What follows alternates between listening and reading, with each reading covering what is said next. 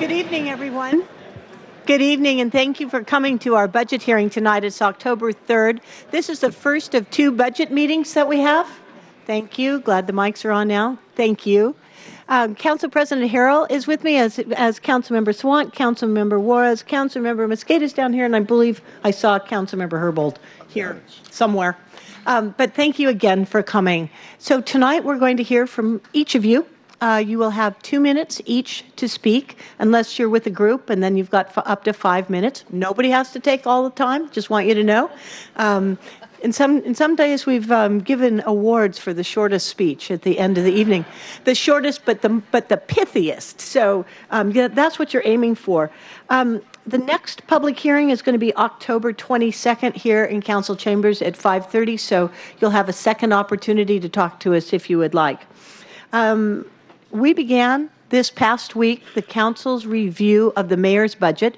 We spent Wednesday, Thursday, Friday last week, and then all day yesterday where we looked at LEAD and the TNC proposal. And tonight you are open to talk about anything that is of interest to you.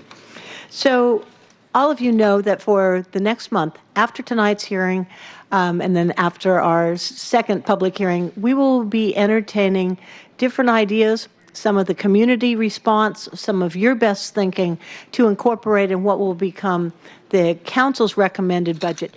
Any way we cut it, we have to have a balanced budget. So, if somebody steps up and says we need $700 million more for something great, unless you've got a new revenue source for us that's handy, probably it's not going to end up in this year's budget.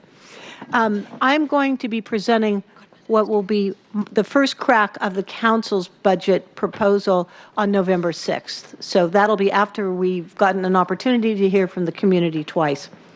I think we're just going to dive in. Tonight, I've got a number of people who have signed up, and there are about 14 people who were here with us last night, and they were here talking primarily about the TNC contract. But too many people had to leave to go to other events last night, so we promised them that they would get an opportunity to come forward tonight. So I'm going to read off various numbers here, and then I'm going to get to a point where I'm going to be calling on people. I'm going to ask you to hold up your numbers when you come up, put the numbers over there in the comment cards. I'll be calling 3 names, and we'll try to keep things moving that way. So if you hear your name, I'm going to ask you to come to the microphone, queue up, and then everybody will get 2 minutes and we'll be done before midnight. So thank you for that. Okay, Katie Garrow, and I think Keiko is going to be here, and you may have someone else. The 3 of you are over here. Excellent. Thank you. Yeah, Councilmember, would you permit us to speak as a group on behalf of the Fair Share Coalition? Absolutely. You have up to 5 minutes, Katie. Thank you. Thank you very much. Thank you, council members, for having us here tonight. My name is Katie Garrow. I'm the Deputy Director at MLK Labor, an organization dedicated to building power for workers. We at MLK Labor are one of the 50 community, labor, transportation, and housing organizations who make up the Fair Share Coalition, supporting the mayor's Fair Share plan. In 2011, Uber and Lyft entered the market in a flurry. Seattleites embraced this efficient and simple new tool to get around.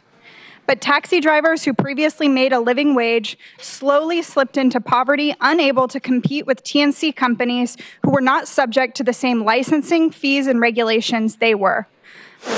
2015, enter Councilmember Mike O'Brien. The Seattle City Council legislated the first ever collective bargaining rights for drivers, with a vision to raise standards for drivers and give them a voice on the job. 2019, an ambitious and pragmatic mayor, Jenny Durkin, decides enough is enough and announces her Fair Share plan. It is a modest 51-cent per ride tax that attempts to bring dignity to a mostly immigrant and refugee workforce who are the furthest from economic opportunity in this country, and create new housing and transportation infrastructure that we so desperately need. Thank you to Councilmember Mike O'Brien for your pioneering. Thank you to Councilmember Harrell for your continued leadership on this body of work. Thank you to Councilmember Mosqueda for always having our back. Thank you mostly to Teamsters Local 117 and the App-Based Drivers Association for never abandoning drivers. You are a beacon in the labor movement, and you have proven to workers everywhere that no law or judge will define the fate of people who work for a living. And now I'd like to introduce a leader in the App-Based Drivers Association and Teamsters Local 117, Tekele Gobena. Good evening. My name is Tekele Gobana. I'm a union representative with the Teamsters 117. We are a union of over 17,000 working people across Washington State. Tonight, we are excited to join the Fair Share Coalition and partner with a growing number of labor and community organizations to build more equitable and sustainable Seattle for all.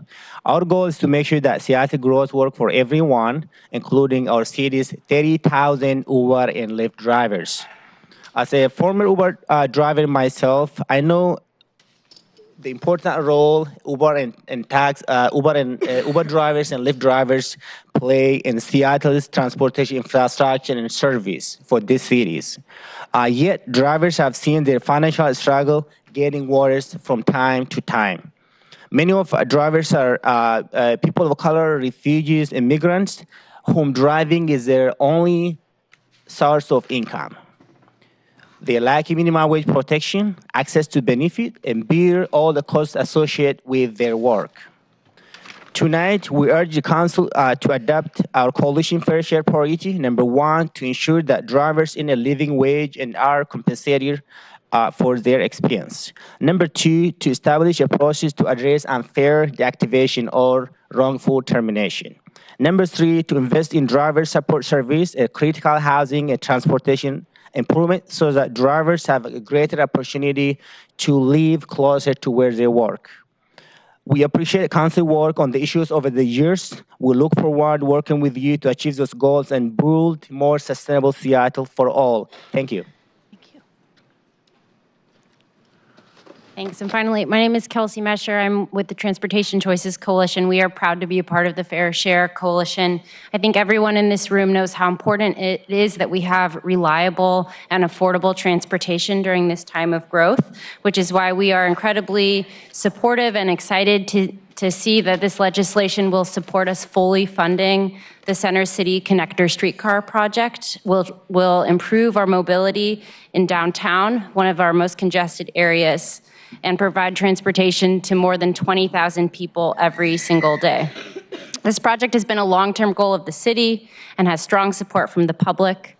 In addition to funding the streetcar project, critically, this will fund affordable housing near transit, which will allow transit-oriented communities, working families, access to jobs, schools, and opportunity without the added cost burden of owning a vehicle. If we are a city that prioritizes health and the well-being of our people and planet, we need to invest in more transportation choices, in more affordable housing, and to protect and lift up our workers. And the Fair Share Plan helps us do all of these things. So please stand with us and support this legislation. Great. Thank you very much, all three of you. Appreciate your speaking. Mohammed, then Walter Ellis, then Don Creary. Can you raise your hands if you're here so we can see? Again, Mohammed, Walter Ellis, Don Creary. Okay, those were some from last night. Judge Chess, would you like to speak?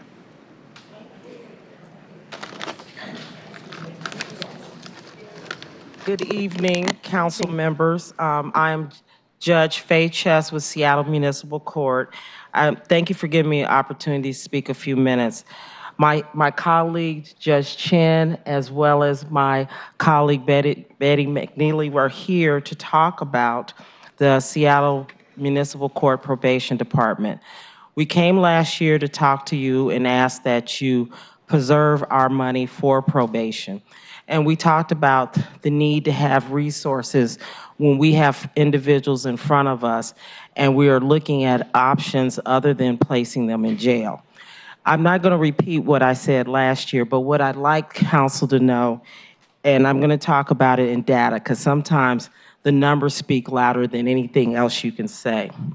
72 committed high community safety related, not diversion eligible crimes. That's our numbers. 77 successfully completed their obligations. And when I say 77%, that means we had 77% of the individuals who went through our system who actually successfully completed their obligations. There is a misnomer that people believe that that people are punished for not successfully completing probation. They sit in jail. That's not true. Our numbers show otherwise. 1,600 individuals are in probation. That's an average daily population. 35 average daily post-sentence jail population for SMC cases. 86% complete probation without returning to jail. 1/3 exit early from successful completion obligations. I know there has been a lot of talk about some programs. Those programs are pre-trial programs. Those are pre-filing cases. Those programs, Lead, Link, Vital, and PAC, we cannot put individuals into those programs. Those are outside of the Seattle Municipal Court jurisdiction. We are progressive, and we've integrated many best practices in our work. In fact, we go to conferences. Our probation department spends hours and hours beyond time making sure that we are innovative, that we are doing the best practices. We do not contribute to mass incarceration. As you can see, I'm a woman of color. Trust me, I would not want to see people of color being incarcerated for periods longer than they should, or even going to jail if they don't. That's why probation assists me to work with individuals who have systemic problems outside of the jail system. And then finally, I want to point out to council is that many of the cases that are in probation have to be in probation because the law requires supervision. DUIs, DV-related cases. I can't tell you what it must feel like to have an individual who is now on their 3rd or 4th DUI-related case in front of me, and if I had no probation to provide oversight, I think I don't have to say what that could look like. It would not be good for the community. I could go on, and I'd be happy to provide this information, but what I ask you to think about is that what we are asking as the judges of this community is, we think, please preserve our money for probation. The programs that have been discussed here previously, they are a part of a continuum. Sometimes you don't catch a person at the beginning. Sometimes you don't catch them in the middle. Sometimes, unfortunately, you may not catch them at the end. But there should be programs that go throughout the continuum, starting before they're arrested, after they're arrested, when the charges are filed, when sentencing happens. And we're asking that you allow us to keep the good work we're doing with working with these individuals. Thank you. Thank you, Your Honor. Appreciate you coming. Lata Ahmed. Thank you for coming back. I appreciate it. And after Lata, oh boy, Tumate Mohammed, and then Bambu Sabis. Please, go ahead. Thank you, Seattle City members, City Council members. I appreciate to be here. I'm really honored and to speak in front of you all. My name is Lata Ahmed, and I am Uber and Lyft driver. For many years, drivers have been fighting together with the union for fair pay and the right to appeal unfair deactivation and driver voice. By saying that, Uber and Lyft are taking more and more from what passenger pays, while drivers are earning less and less. We are hopefully hold change. Now the drivers' issues are back on the agenda at the City Hall. We argue you to pass the fair share plan and work with the driver community to set a living wage. We are excited that the New York drivers won the minimum rate and the other important protection. We need the same protection here. All drivers, no matter where, the city, in New York, Seattle, or anywhere else, drivers deserve fair rate and rideshare right on the job. By mentioning the point of a fair rate and the deactivation due process, one of it, our pay is combination of a per minute rate and per mile rate. We used to be paid over $2 a mile when Uber started. Now, after a series of cuts, we are paid between $1.18 a mile and less $1.06, which is more decreasing. Thank you very much. I appreciate your testimony. When we need to be... We're going to have to ask you to stand down now. Thank you. Thank you for coming. Do we have Tumat Mohammed? Bambus Sabis? Liban Saeed? We're moving through pretty fast here. Patience. I saw Patience here. Thought I saw Patience here. Matabi? Elizabeth James? And then, and I think Jonathan and Paige spoke last night. Okay, please, nice to see you. Thank you for coming, Elizabeth. Hi, thank you for being here tonight. I'm Elizabeth James from Speak Out Seattle, and we support LEAD and hope that you will fund it appropriately and adequately, but we also want to be balanced with that. And so, as Lisa Dusgaard always tells us, LEAD is misunderstood by many and unfairly gets blamed for increased crime in our communities. And while that's true, city and county officials sometimes oversell what LEAD can really do. LEAD is not for all offenders and certainly not for all prolific offenders. LEAD was originally designed for diversion of low-level, nonviolent crimes of subsistence, drug sales, or possession and prostitution. It was never intended for people who commit assaults, violent crimes, or who otherwise pose a threat to the general public. For those folks that LEAD cannot serve due to safety concerns for the greater good, we must fund alternative programs so that we can end the recycling door and create a different way to divert them that will work for them. Mayor Durkin's recent proposal for a 60-bed shelter and treatment options is an important proposal to fund.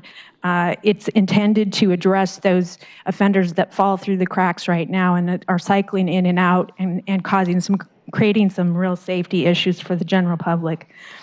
Catch and release isn't working for anyone. We need programs that include shelter and services to turn lives around. Seattle Municipal Court also has diversion programs that are demonstrably working. Yesterday, they only had 32 people serving time for jails. They're not just willy-nilly jailing people. They're trying to work with them and trying to divert them. Drug court, mental health court. SOS, Speak Out Seattle, has members who have gone through those programs, and they say they've changed their lives. Thank you very much, Elizabeth. Thank you. Appreciate you coming. It looks like number 15, Cindy Kruger. Excellent. Cindy, come on up. And Jennifer Newmark or Newman, there is a group. So if your group, Jennifer, and your group can get organized, perhaps over here on that side. And then Caitlin Heinen is number 17.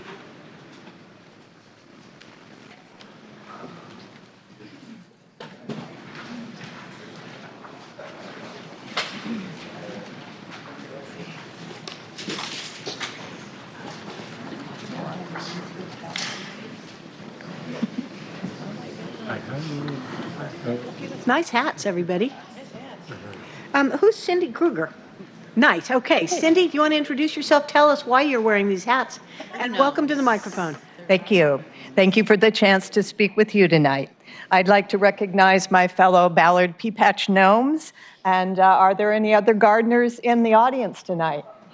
Yay, thank you. My name is Cindy Kruger, and I'm speaking on behalf of the Ballard Peapatch tonight. The Ballard Peapatch gardeners want to thank Mayor Durkin for proposing $3 million in one-time funding from the sweetened beverage tax for the Peapatch program. These monies will be welcomed in a program that has long been underfunded. As our city becomes increasingly dense, these oases of green and open space are vital.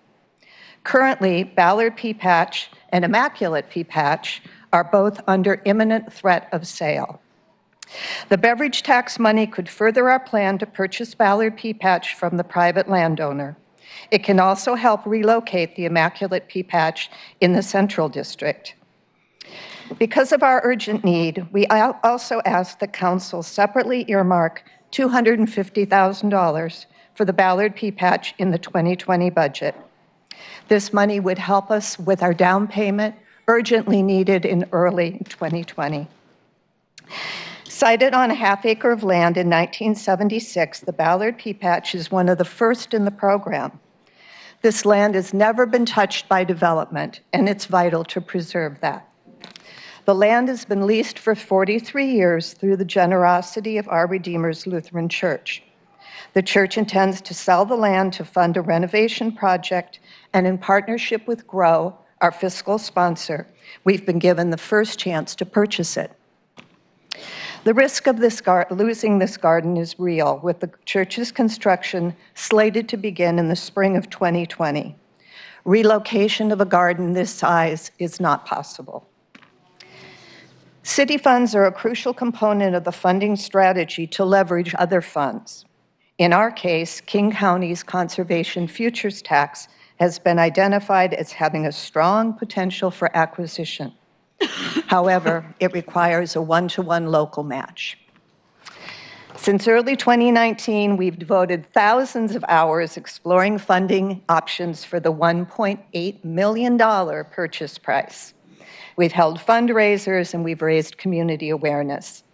All the while, we've maintained our garden's connections to the community, donating more than 2,500 pounds of organic, fresh-picked produce to the Ballard Food Bank. We've hosted an emergency hub workshop, and we mounted our 18th annual Art in the Garden Community Festival. It's our vision and our intent to further our partnerships with underserved populations. But to bring that vision to life, we must preserve the garden. Please consider our urgent need and help us give the gnome a home. Thank you. Thank you very much. Anybody else from Ballard Group speaking? Okay, well, let's introduce ourselves over here, please. We're seating our chairs so others can sit. How nice of you. Thank you. Those are good gnomes.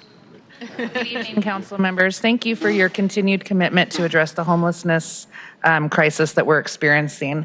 My name is Jennifer Newman, and I'm with Catholic Community Services. I'm the program director for St. Martin de Porres Shelter, one of the oldest shelters here in Seattle. We provide more than 80,000 bed nights a year for men over the age of 50. Funding has not kept up with the increasing costs of running a shelter, and we now are at a deficit of nearly $400,000. This is not sustainable, and we are coming up against a wall at this point. We have a shelter full of men at the age of retirement. They have fixed incomes. There's not nearly enough housing in this city for people on fixed incomes, and consequently, we are left with men that are making the shelter their home as they wait oftentimes years on housing lists. Despite the challenges, we're still housing folks. We've housed 60 men so far this year out of St. Martin's. The other challenge that we have is that because of the age of the men we serve, they're coming with aging-related conditions and developing them in shelter. Cancer, dementia, COPD. These men need this shelter, and we need funding to continue to provide it. Many of our men were laborers or tradesmen. They spent their working lives working in this city. Despite having a bed night cost of less than $25 per person, we have a nearly $400,000 deficit. We have talked with the acting HSD director and with the King County Director of Housing and Community Development. We are now asking you, the council, to provide St. Martin's adequate funding so that we can continue to serve the men, many of whom literally helped build the city of Seattle. Do you want to speak? Not really. Okay. All right, Alton. Good evening, council members. And I want to thank you for all your support throughout this year. And as Jennifer was saying, I am one of the recipients of the hard work that St. Martin's has put in this and for men in this area. I've been gone there for about 3 years now, and I'm living stable. They do place you in an apartment, and they stay with you. They don't kick you to the curb. They have caseworkers that come to your home, make sure you're taken care of, make sure you're staying on top of your bills, and there's no dope or alcohol allowed in any of their buildings. And this is what you get. And I am a proud person of St. Martin's. And this is what I do now. I get to hang out with these fine ladies who put in so much work and speak on their behalf in St. Martin's. And that is it for me today. But I want to say one thing before I leave. Thank you, Councilman Bruce Herr, for all the years you have put in this city. Me and Bruce grew up together in this city. And God bless you all and have a nice evening. Thank you very much. All right.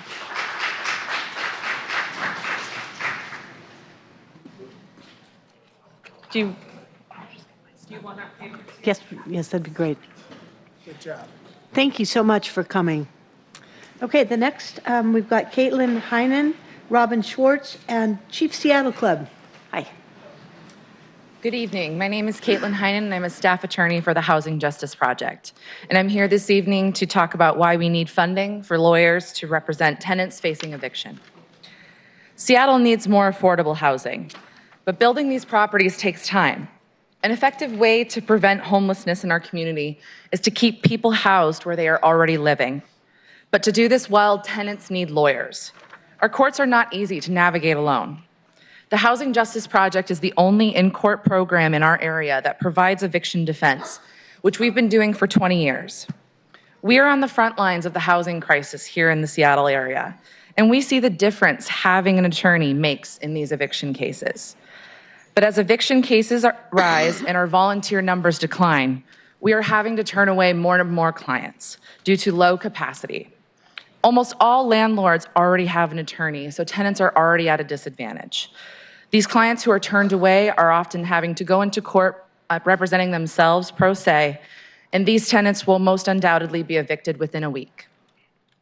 This is the hardest part of my job as a staff attorney. Having to tell someone in need, having to tell someone in crisis that I can't help them today because there aren't enough lawyers available.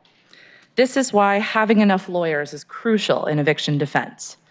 The newest laws that were passed this year at the state level are intended to protect tenants, but they won't be effective if they aren't enforced by lawyers in the courts. New York City and San Francisco guarantee a right to counsel in eviction defense. It's time Seattle follow suit, and providing funding for eviction defense lawyers is a great first step.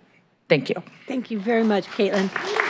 Robin, number 18, Robin Schwartz, Chief Seattle Club is 19.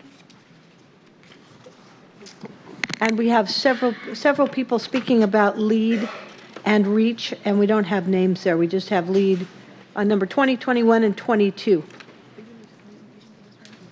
Hi. Hi, my name's Robin Schwartz, and I'm a parent at Concord International Elementary School.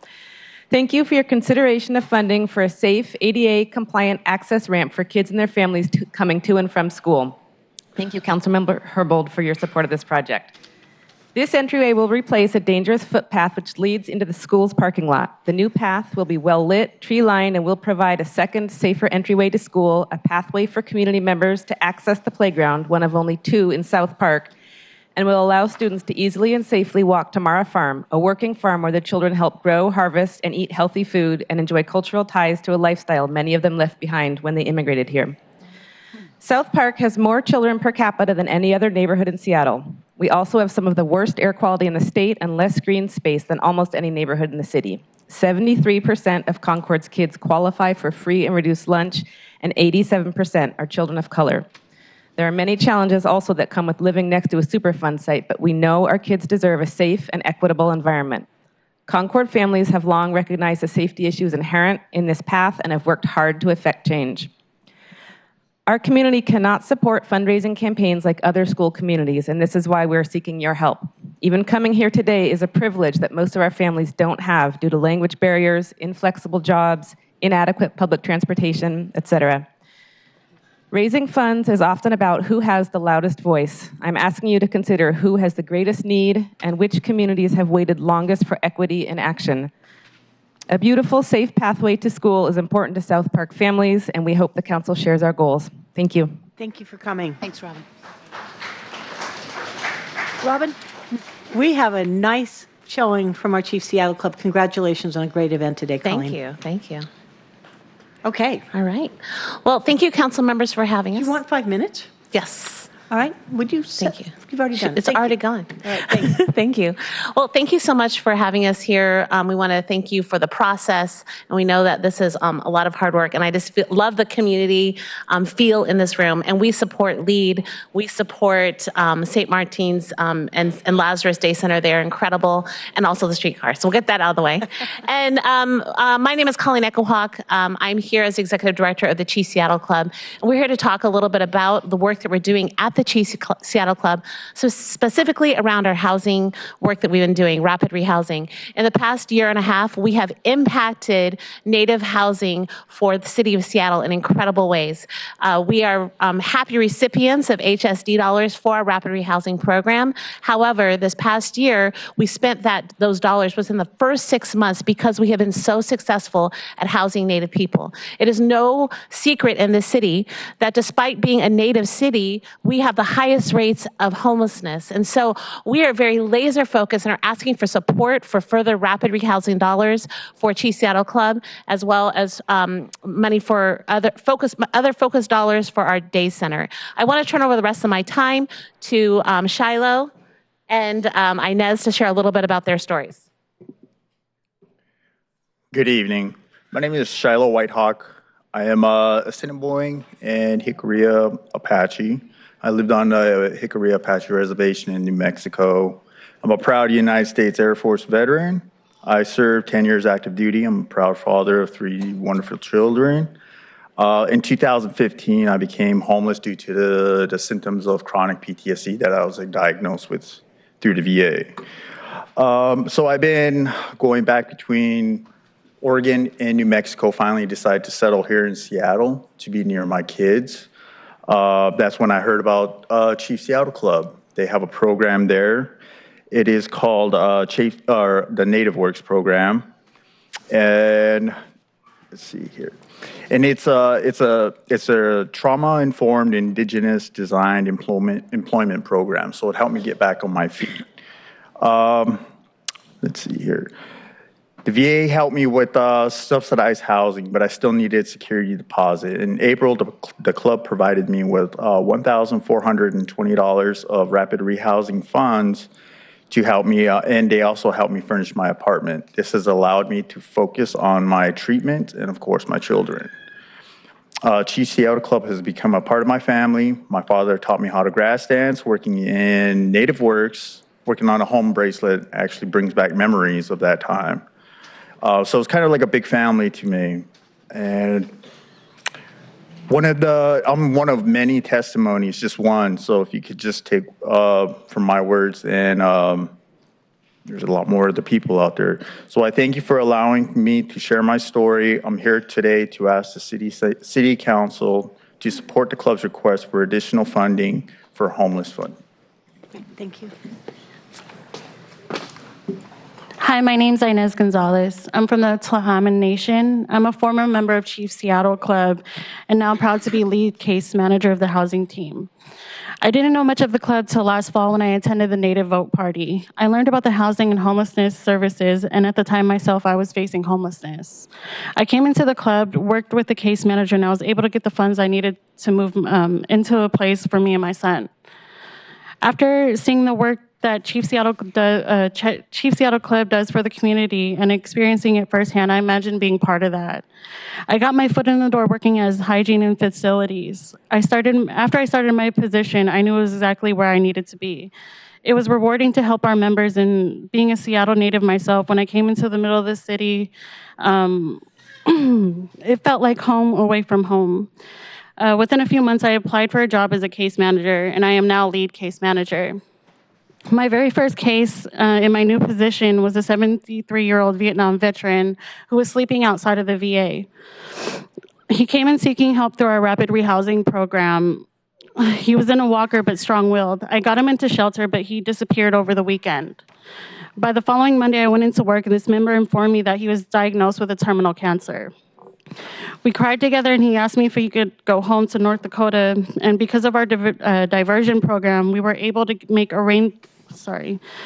we were able to get him on a train that night. He went home to make arrangements to be buried next to his late wife. This member still calls the club till this day to say hi to staff. I can personally testify to the impactful, life-changing services of Chief Seattle Club provides to our Native community. Please provide full funding to expand our homelessness services. Thank you. Thank you. All right, thank you very much, everybody. Our next three groups, let me just ask you this. Did you sign up as 2021-22 as lead, reach one, reach two? Okay, great. So the three of you are together. Perfect. Before you get started, let me read three more names. Queen Pearl, Marguerite Richard, Mass Coalition, and Alex Finch. It's three separate 5-minute groups. Oh, thank you. I believe Okay. that's what they're trying. All right. Thank you. Please, go ahead. Hello, council members. Me and my coworkers are here to speak in support of the LEAD program, and we also wanted to say that we also support Chief Seattle Club very much, and we share some of the same clients, and we're doing a lot of similar work together. My name is Joanna, and I'm a case manager, and I have been in various capacities and organizations for 10 years. Currently, I serve 38 clients with the LEAD program, almost twice as many as is ideal. One thing I learned over this past decade is the detrimental impact that underfunded social services has on those who do the work, the individuals we serve, and the community overall. High caseloads like mine breed exhaustion, burnout, and result in high turnovers for our organization serving the city's most vulnerable population. In these conditions, case managers are unable to provide the long-term work that is essential to be effective in fostering individual and community change. Indeed, it's our relationships with our clients that have proven to be the most important in providing a healing environment. When case managers and clients become discouraged by fatigue and turnover, it reinforces mistrust and makes it even harder for the next case manager to build relationships with those clients, let alone foster faith in a system that case managers and our clients are tasked to work within. I have a handful of clients on my caseload who I rarely see, not because they don't want services, but because what they need is more intensive outreach, relationship building to gain trust and momentum after they've been abandoned time and time again. I frankly just don't have the time to go out and find them and meet them where they're at, a proven practice in this field that reaches folks with persistent mental illness, high medical needs, and severe cognitive impairments. And because of that, the folks who are most vulnerable are falling through the cracks and suffering needlessly because we as a city don't appropriately value social workers despite our programs being evidence-based. Novelist George Eliot said, "What do we live for if not to make life less difficult for each other?" I'm asking council to ease the difficulty of this work and expand our reach by funding the LEAD program to scale. If you take care of your social workers, we can more effectively take care of your vulnerable constituents and help you improve the city for all of us. Thank you. Good evening, council members. Thank you for this opportunity to speak to you. I know that what you have in front of you is a very difficult decision, and that's not lost on us. There are a number of good programs here that have already come and spoken, and that's a really difficult decision. We face difficult decisions every day with our clients, and And I think that it's really difficult to convey the trauma and the hardships that our clients face. The things that they have to do to survive out on the street is just something that it would take much more than 5 minutes, probably more than 5 months to convey here and to you guys. However, that is our job. That is what we do. And the reality is that we continue to get referrals. We continue to get calls from the police to do this work. And the demand is still there. The demand is high. The reality is that when we're out in the field, we get calls from the police to come and help. They still think that we are the answer, and we still show up. And we have to show up at our best, and we cannot do that with too high of caseloads. We can't do that and bring the quality of service that we are required to do to serve the most vulnerable populations. And I know that you know this, but the reality is we require the funds to support the people that you see out on the street. You know who we're talking about. I don't want to dive into dirty, gritty details and create a scenario that is you don't need to see it. But at the end of the day, we need these things in order to do the job that you don't want to see. And we're doing it. We are doing it. And we want to keep doing it. We love doing this job. I love doing this job. I want to keep doing this job. Let me keep doing this job, please. And thank you. I'll let my coworker continue. Hi, Karen Salinas from the REACH program. I just want to echo what my coworkers said, that the work that we do is unique and unprecedented. The amount of populations that we touch every day, people who are walking on Aurora, constantly on the streets, facing sexual assault, robbery at all points of the day, people who are constantly traumatized, both currently and historically and through their past lives. The work that we do needs time, and there's not enough of us. We can't spend the 2 hours that someone needs to come down when they've just gotten assaulted, because we have 30 other clients to go see. There's just not enough of us to do this. So that's all. Thank you very much. We have the next group, which is number 21. Then the Lead Public Defenders Association, then Marguerite Richard. Hi, my name is Katrina Henry, and I'm a lead case manager. And what I wanted to talk to you about today is the humans that I serve. We're all humans, and the people that we serve are humans. And they've been devalued, they've been mistreated, they've been ostracized. They don't have all of the things that they need to get along every day like you and I. Even I work every day, and not too long ago experienced being homeless. But no one would know that because I come to work every day. I still have the same face. I'm still serving the same people. I'm doing everything that I need to do. They don't have that ability to do that every day like me and keep going and never give up and help someone else because they have high medical needs. They don't have good funding. They don't have income, nowhere to lay your head, all the stresses and traumas. And then we have to think about the childhood trauma that grows and keeps going because it's never been treated, it's never been identified, it's never been taken care of in a manner that maybe you or I can make sure that this is treated and that's treated and this is taken care of. We have the connections that they don't have. They need me to help them. They need my coworkers to help them. The staff that I work with, we all put ourselves on the line all the time. We're working with people that we don't know. They have health conditions that can be contracted. They have medical conditions that are untreated. I have a client that I've been working with the whole time I've been at REACH, and he's been sick the whole time. I'm not a caregiver, I'm his case manager, but who would know that? By all of the things that I'm having to do. We all carry that burden. The people that we see outside, they're still valuable, they're still worth something, they still are somebody's family, they're still someone's loved one. Somebody needs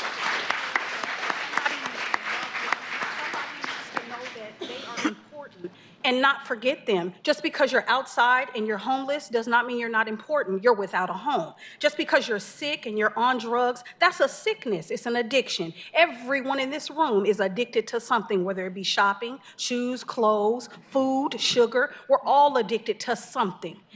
They didn't lose their value because they're addicted to something. They got left at the wayside and nobody was there to catch them before they fell too deep. Drugs are an addiction.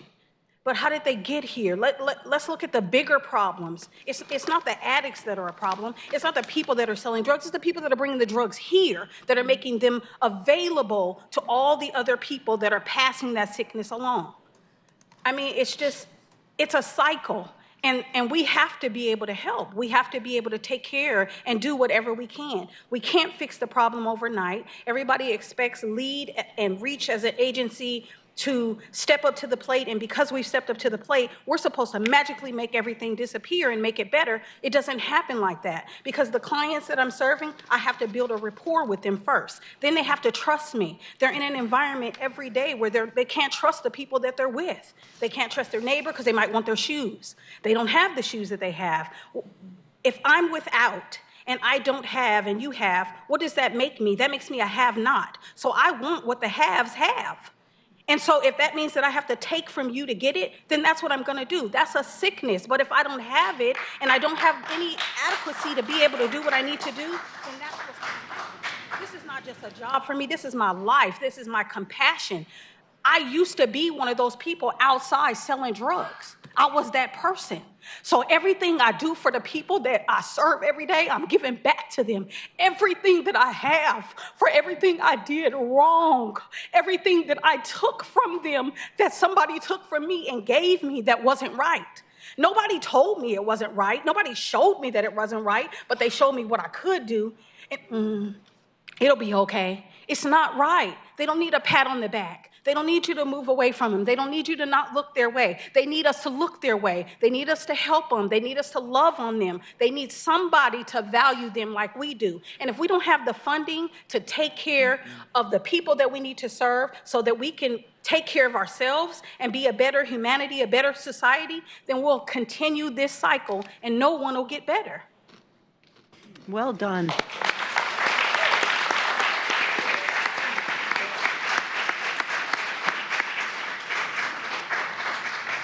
Okay, after Marguerite is Mass Coalition. Are you next? Yes. Oh. PDA and Marguerite. I'm sorry. She's next. I'm sorry. They're next. Then you. Then Marguerite. First lead. I apologize. Thanks, Councilmember O'Brien. Sorry. Hi, my name is Kimberly Harrell, and I work with REACH. I'm a case manager with LEAD. I would first like to speak to you all about the importance of case management for a vulnerable population that I have the pleasure of serving. For me and the clients I serve, I am the voice for them. I am the voice for them when it comes to dealing with his or her substance abuse. I am the voice for my vulnerable clients when dealing with medical and mental health providers. I am the voice for my vulnerable clients in a courtroom that sometimes can't hear, see, or imagine the significant trauma they have been through and still go through. I am the voice when it comes to generational poverty my clients have lived, struggled, and came accustomed to. For some generations, for others, 5 years or counting. I am also the voice for all 27 extremely vulnerable clients on my caseload today. Now, along with being that voice, a major key role is hearing, having a hearing ear. Having an ear for most of the horrific, challenging, heartbreaking, gut-wrenching stories. Some people say and think those who are homeless have a choice to either be homeless or have a home. They might say, oh, it's your fault. You made the choice to use heroin, crack, or meth. Now comes the time for you all to hear a client's truth. If I told you at the age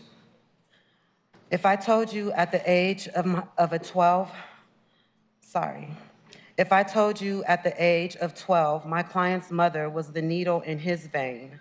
She was the hands that taught my client how to touch, feel, and look for her veins when it came to her needing quiet time. 2 years later, my client's mom became the tragedy for his life. My client's mom became the needle for her son's life by injecting him with heroin. My first thought by hearing this story was complete rage, but the more I listened, I learned that my client's mom had a truth as well. My client's grandmother introduced her daughter to alcohol at a young age to make it easier for her to be a sexual partner for her own father. Generational poverty and substance use is the story I'm asking you to please hear. My client was 17 when his mother committed suicide. Why is the need for more case management important? Like I said, I have a caseload of 27 clients that I show up for every day, wanting to be a voice and ears and fully present for all of them at any given time. I practice self-care, but it could become challenging when you deal with such vulnerable men and women that not only need your time or basic needs or support, resources, housing, medical health, mental health, visits in jail are being picked up off the freeway because they were sexually assaulted and thrown out of the car, and you were the first person that they called. Along with being the first person that was called, I was dealing with 2 other clients the same day with other needs. Not to say the night before I spent the night at Swedish because one of my clients had a baby, and I was the only one in the delivering room to support her besides the doctors and nurses. My client that was sexually assaulted and thrown out of a car that I picked up on a freeway needed 3 hours of encouragement to go to the hospital, have a rape kit performed, and it took another 4.5 hours at the hospital to finally be seen. And if it was not for the support of my team and my supervisor, I probably would have been there longer. Money is needed for the help that myself, my team, my coworkers, my agency deal with every day. We are constantly changing, improving lives, helping with trauma, outreaching clients in encampments, under a bridge, in a tent, in the alley, and other places that most people would not step foot in. This work is so rewarding and it's tough work all at the same time. I won't say I don't carry this home, but it would be easier if I had others like myself, my team, and my agency to help continue to improve the life of others. Thanks for letting me borrow your ears. Now I ask you, please use your voice for me so you can advocate for the funding we need to make more of an impact and a difference in the work that we do. Thank you. Good. Thank you. Thank you all. Marguerite Richard, then Mass Coalition, number 20 through 23, and Alex Finch is 24. Okay, good day, everyone. First of all, I would like to give homage to those that are suffering from breast cancer, going through a healing, have already been healed, and so this is for you. My prayers are with you. This is Breast Cancer Month. So I do think there should be some funding for them. Those are suffering from a great illness. And they're in our community too. They said Black women is at a high rate. So it's called generational poverty and community trauma. And our community is being severely traumatized, just like the verdict on that man that was killed in Texas. It affects all of us because that's what Dr. King said. Reverend, don't forget he was a reverend. And I'm ashamed to say that I was born in the state of Washington. It is, well, they told me it's the racist state in the union. So what do you expect a Black person to do? Yeah, move along. Just like I told Sound Transit. I said, I have to address you. I don't even know why I have to address you. You're trying to take my free speech from me, and now they have a movie out called Harriet Tubman. Did you know who she was? I'm not going back. You go back and fix what you done did to us, and this is 2019, and you're still traumatizing us. What's wrong with you? That's what I asked them over there at Sound Transit. You got a problem? You better fix it right now. Now faith is, now, not tomorrow, right now is the substance of things hoped for, the evidence of things not seen. Even though we don't see it, we yet believe. And then Reverend Jackson said, keep hope alive. You tell me what kind of hope you got in us the way you've been treating us for the past. Ugh. Thank you. Thank you, Marguerite. Thank you. Mass Coalition, Alex Finch. Number 25 is the Duwamish Valley Safe Streets. So Mass Coalition, and then Alex.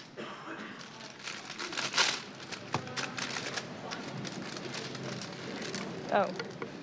I think you just turned it off. There you go. Now speak loud. Okay. Are we on? Okay, good. Hello, council members. So we are here with the MASS Coalition, Move All Seattle Sustainably.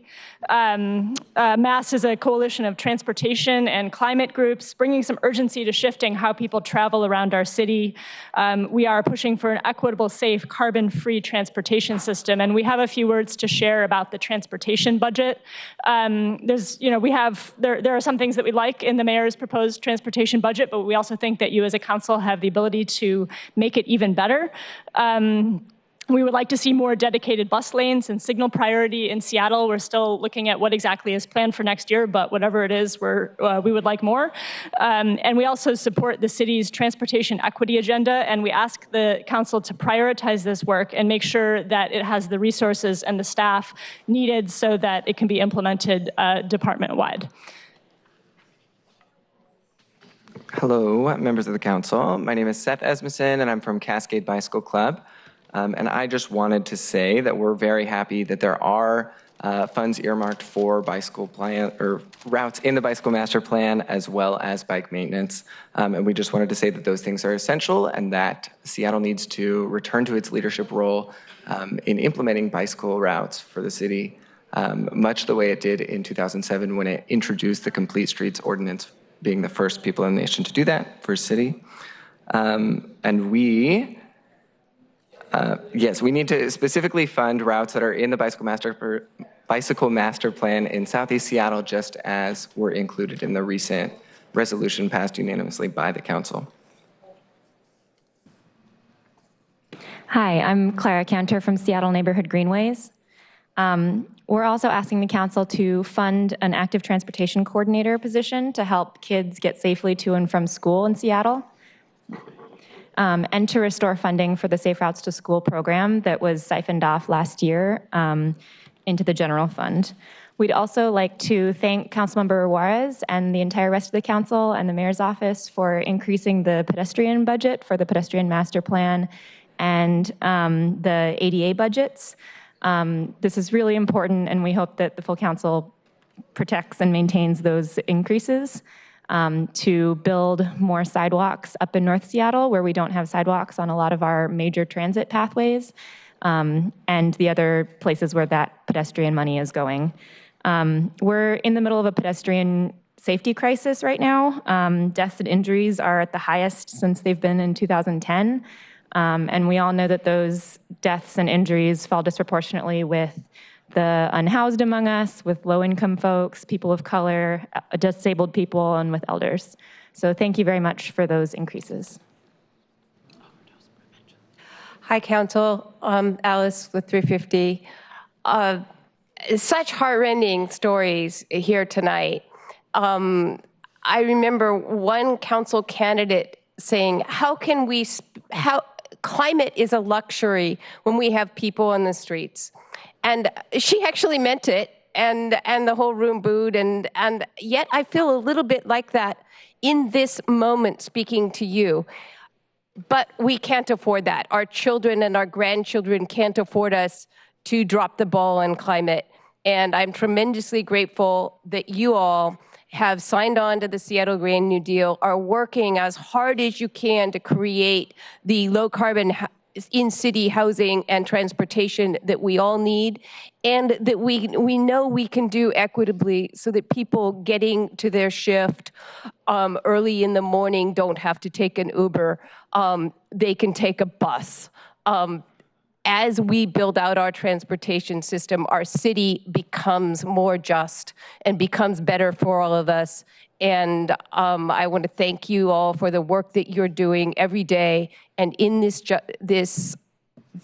budget for a greener city that's better for all of us here and now, and better for our kids and our grandkids and people across the globe who need these changes so desperately. Thank you so much. Thank you. All right. Thank you very much from the MASS Coalition. Alex, then 25 is Duwamish Valley Safe Streets, and 26 is Dr. Jeffrey Perkins. Hi. Hi again, Councilmember Bagshaw and everybody else. Is this? Oh. There we go. My name is Alex Finch, and I am a resident of Nicholsville, North Lake. It's the tiny house village just north of Ivor Salmon House on Lake Union. Nicholsville offered me the stability I needed to get my life back together, and I took it. Recently, that stability has been called into question by HSD and Lehigh. At a recent Community Advisory Committee meeting, HSD manager Adrian Easter stated that the village will close unless Lehigh complies with the performance improvement plan that they set forward. Not our compliance, the villagers' compliance, but Lehigh's. We also received a letter from HSD stating that any follow-up will be done with Lehigh and not us. Since then, Lehigh has demanded that the villagers comply with HMIS. This is the case manager's duty, but he hasn't shown up to the village since the beginning of August. And before that, he only showed up 2 days a week and not full-time as the Lehigh and HSD contract required. Over the past week, we in the village have learned that in the mayor's budget, it states that the city will spend $1,262,000 to close us and the Georgetown encampment, as well as relocate us to other Lehigh-ran encampments. We are tired of being treated like children by Lehigh and HSD. We are tired of living in fear of this situation. Both Lehigh and HSD are causing the village undue stress and anger. And I cannot state this enough. We are not children. We are adults that can fully reason and understand whatever is being said to us. If there's something that regards our future continuance at the village, then we, as the village, need to be part of this and we need to be kept in the loop and not from third-hand information from somewhere else. If the mayor wants to renege on her promise of opening 1,000 tiny houses, she needs to do it in person and not through puppets and fine print in the budget. Instead, use that $1.3 million to open more tiny house villages. We just need the land to use. We're not asking for operating costs. We have a potential sponsor to sponsor us, religious sponsor. Thank you very much, That's Alex. all we need. Thank you.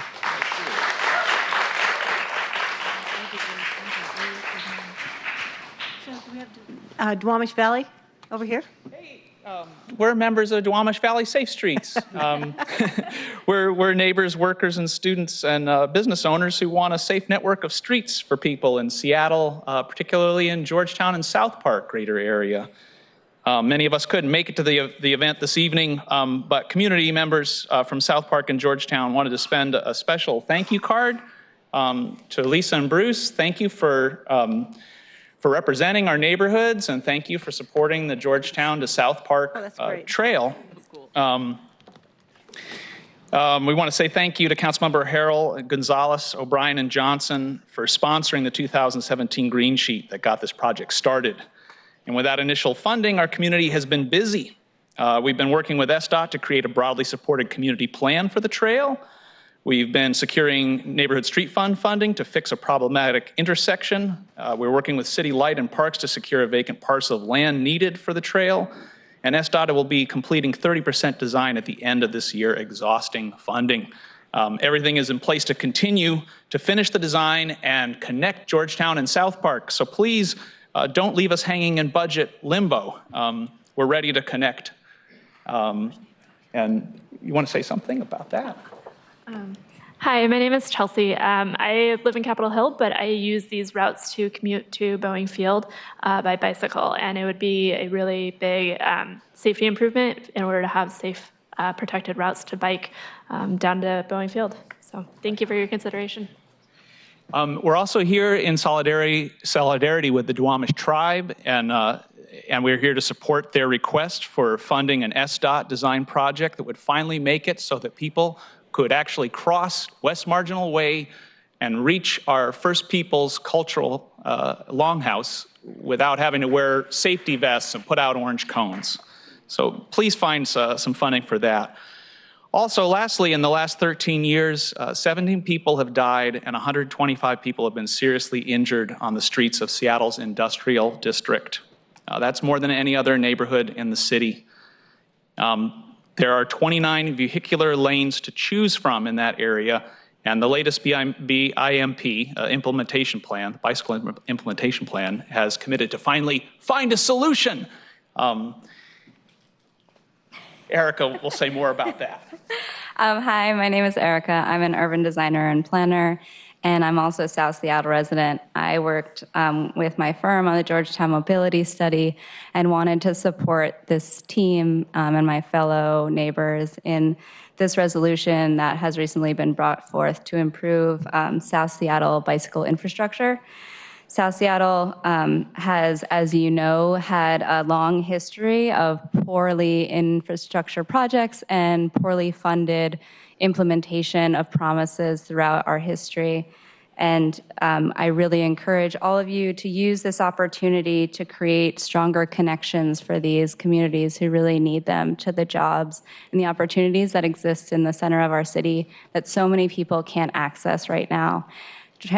Bicycling and walking has historically been by far the most cost-effective and healthy way of our moving through in and out of the physical spaces that we live in every day. And for many of Seattle residents, these aren't opportunities that they have. So please support this resolution, bring funding so that other people can be engaged and kind of have a healthier style of living that we pride ourselves in here in Seattle. Thank you.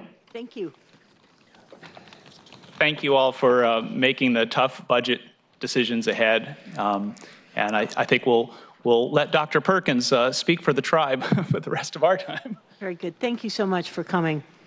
Dr. Perkins, just a moment, please. Then David Haynes, and number 29 is Steve Daschle. Thank you for coming. Thank you. Either one. Just keep talking. Huh? Is that better? Yes. Okay. It's now, for the last 3 years, I've been with Cecile Hansen. I was introduced to the tribe from the Suquamish Reservation people when they invited me out to an event, and that was about 3 years ago. But they had some needs, and they do not have access to experts like myself every day. So I was so impressed with the tribe till I agreed to help to see if we can't bridge some of those needs, and we're getting there. And we're getting there with the help of the city. And here's the report, because you all will have a copy. Working with District 1, Ms. Lisa Herbo, she has distributed some fact sheets that we have compiled. My research has shown that the Duwamish tribe, with very little public investment, have right now, this is their 10th year anniversary since the Longhouse was built in 2009, and over 50,000 people from all over the world have come through those doors. They have come through there with very little public investment, but that West Marginal Way is so dangerous, and you've all been there, to cross that street, the danger with the school buses coming in. We're asking you all to support the green sheet, to support the SDOT project to slow the traffic down. SDOT is working on bridging from 5 lanes to 2. And it will be a good thing if people can safely cross that street. There's parking across on the other side. Put the sidewalk, pave the sidewalks. It's time now. After 10 years of public benefits, it is a regional asset, according to Councilman Joe McDermott, King County Councilman. And the tribe, their history is just so incredible. It has been a pleasure to serve Cecile Hansen. They are honorable people. They're quiet people. They're conservative people. And they're always telling me to relax because they know that I have to respect their customs. And, you know, because I've been out in the streets all my life as an advocate, revolutionary, you name it. But I have to, you know, adapt. And on that note, please support the green sheet to put the $2 million in the budget so SDOT can get that road fixed. And thank you very much. And good job you all are doing, contrary with the hard needs that you have. I applaud you. Thank you. Bye-bye. Good night. All right, Steve, just hold us a second, please. After David Haynes is 27, Steve Daschle is 29, and Ed Bronson is 30. Aaron's been put the number in, not speaking. Please, go ahead. Yeah, City Council, good evening. This is the most racist, divisive budget the 21st century has ever seen in this nation, and it further implodes society. The budget proves the Seattle Police Department will forever be in violation of police reform. Seattle police are being rewarded overtime to biasly target homeless as criminals while purposely exempting low-level drug pushers who destroy lives daily.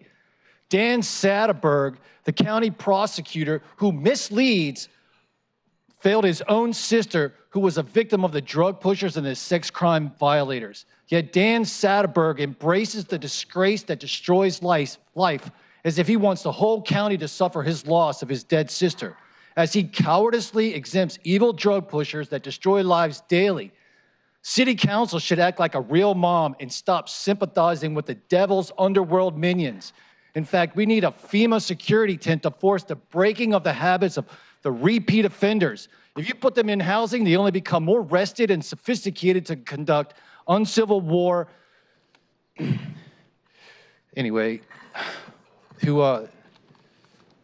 okay.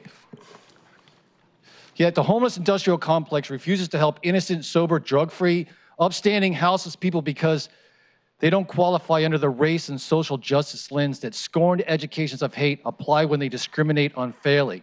It should be called the racist, anti-social injustice lens, hiring ignobles in social welfare that dare subhuman mistreat while subjecting people to their lived experience is proof we need a mass firing of leadership tasked with solving societal problems caused by treasonous and unconstitutional policies. Mayor Durkin, as Attorney General, sabotaged the 2012 police reform by slipping a sentence that exempts drug pushers, starting the great implosion we see today that is being further rewarded with cops acting like a hero to business community, subjecting homeless to stealing their personal belongings to force them out. There's more to say, but it's not fair. You should reject this budget out of the principles of solving the homeless crisis, not further paying off these social welfare activists and helping get reelected. Steve Daschle. Hi, Steve. Ed Bronston is 30 and DSA is 31. Good evening, council members. My name is Steve Daschle. I'm the Executive Director of Southwest Youth and Family Services and co-chair of the Seattle Human Services Coalition. SHSC members, thank you again for your actions this summer to enact an automatic annual adjustment for inflation on all human services contracts through HSD. Of course, we support the funding the mayor has proposed to accomplish this. The mayor's budget also continues funding for current human services. We urge the council to follow suit and make no cuts to human services. What the mayor did not include is the funding to take the first step to correct the long-term legacy of underpaying human services workers for the skills, education, experience, and integral importance of this work to build well-being in communities across Seattle. You have all expressed concern with this precarious state of inequity and as well as interest in remedying it. It's time now to take the first step. We recommend that the City of Seattle, in collaboration with providers, conduct a pay equity analysis of human services jobs as compared with jobs that require similar levels of skill, education, and difficulty. We urge council members to allocate the resources for a robust, comparable worth analysis of benchmark jobs. This would require $500,000 to $600,000 in 2020. We also support the funding in the budget to implement a much-needed countywide domestic violence hotline and encourage council members to invest in the 5 additional actions outlined in our recommendations that we've shared with you. The members of SHSC, thank you for your leadership. Together, we can build a just and thriving community if we make it our priority, including a budget priority. Thank you. Thank you, Steve. Okay, after Steve Daschle, we have Ed, number 30. Good to see you. Always appreciate Outdoor for All. And DSA is 31, and David, oh boy, Treeweiler is 32. Thank you, council members. It's an honor to be here. Democracy's messy, isn't it? You guys suffer a lot of slings and arrows. If only our country could have more civil discourse, and I'm proud to be part of that here in Seattle. I particularly want to acknowledge Councilmember Juarez and Councilmember Pacheco for their advocacy, others as well. Thank you to Mayor Durkin, who has proposed one-time funding in the Parks Department Capital Improvement Plan to help emphasize key city priorities. You all have city priorities, and the budget talks about that. As Executive Director of Outdoors for All, an organization for 40 years that's been committed on social equity for people with disabilities, disability does not mean inability, and disability is diversity. If only our city could improve its own assets, of course a key priority. If only our city could collaborate with a nonprofit that would match every dollar from the city with $8 in other funding. If only this one-time funding could create an incredible community treasure and renovate what is a community liability for 25 years, an unused firehouse, and transform it into a community recreation center for all, for recovering veterans, for children with limb difference, for youth with autism, for thousands more people with disabilities. If only this was possible, if only we could transform a dormant building and turn it into a community treasure that will benefit people with disabilities and everyone else for decades to come. I'm here to tell you it's not possible. It will happen, and we very much appreciate your advocacy for this issue, for this one-time funding, for capital funds. It's going to help thousands more people with disabilities for decades to come. Outdoors for All Foundation, thank you very much. Thank you very much, Ed, for being here. DSA 31, David 32, and Michelle 33. Hi, good evening. My name is Sabrina Villanueva. I'm a property manager, and I'm here voicing some concerns of my tenants. We manage several buildings in downtown with hundreds of tenants, mostly small businesses, companies that have 10 people or less. Therapists, a piano maker, tea shop, barber, environmental consultants, regular everyday people that are just trying to make a living. And I am seeing firsthand the negative impacts that the public safety issues have had on our tenants. Car prowls, trespassing, aggressive harassment, and burglaries. These people are being victimized. Their employees, their customers are trying to navigate how to safely commute into the city, and they no longer feel safe. They don't want to renew their leases. They want to leave Seattle. And here's an example of why. Our building one of the properties was broken into twice by the same individual. They robbed multiple tenant spaces. The police identified them, arrested them, and 2 days later let him out. He came back to the same building. He burglarized the same building again. There's 21 open burglaries on this one individual. Apparently, there's laws that need to be enforced, and people need to be held accountable for these actions. And that's why we support the mayor's budget to increase funding for public safety, for crime prevention, and the Prolific Offender Initiative. In addition, our hope is that the council uses this funding to persuade the city prosecutor to abandon a tolerance policy that has led to the documented proliferation of repeat offenders and create a safe Seattle for everyone. Thank you. Please, hey, wait. No, please. Everybody's listening to you when you speak, and I want to have a little decorum out here. Please, go ahead. Hi, my name is Aaron. I oversee operations at multiple office, retail, and residential properties that house also small business owners and longtime residents in Seattle. Sabrina and I were brought together by the Seattle Police Department because we shared our properties were both victims of this gentleman that she spoke of that has been terrorizing and burglarizing many different buildings in Seattle. So I speak on behalf of hundreds of tenants and staff members who feel unsafe at their homes, their businesses, and places of employment. In 2019, in a 4-month period, several tenants in one of our buildings fell victim to 3 of those burglaries, all performed by the same individual. This is really just one example of the several prolific offenders that our properties have fell victim to in the past year alone. It's my understanding that that gentleman has been arrested and released multiple times despite our efforts to have him prosecuted for the crimes he's committed.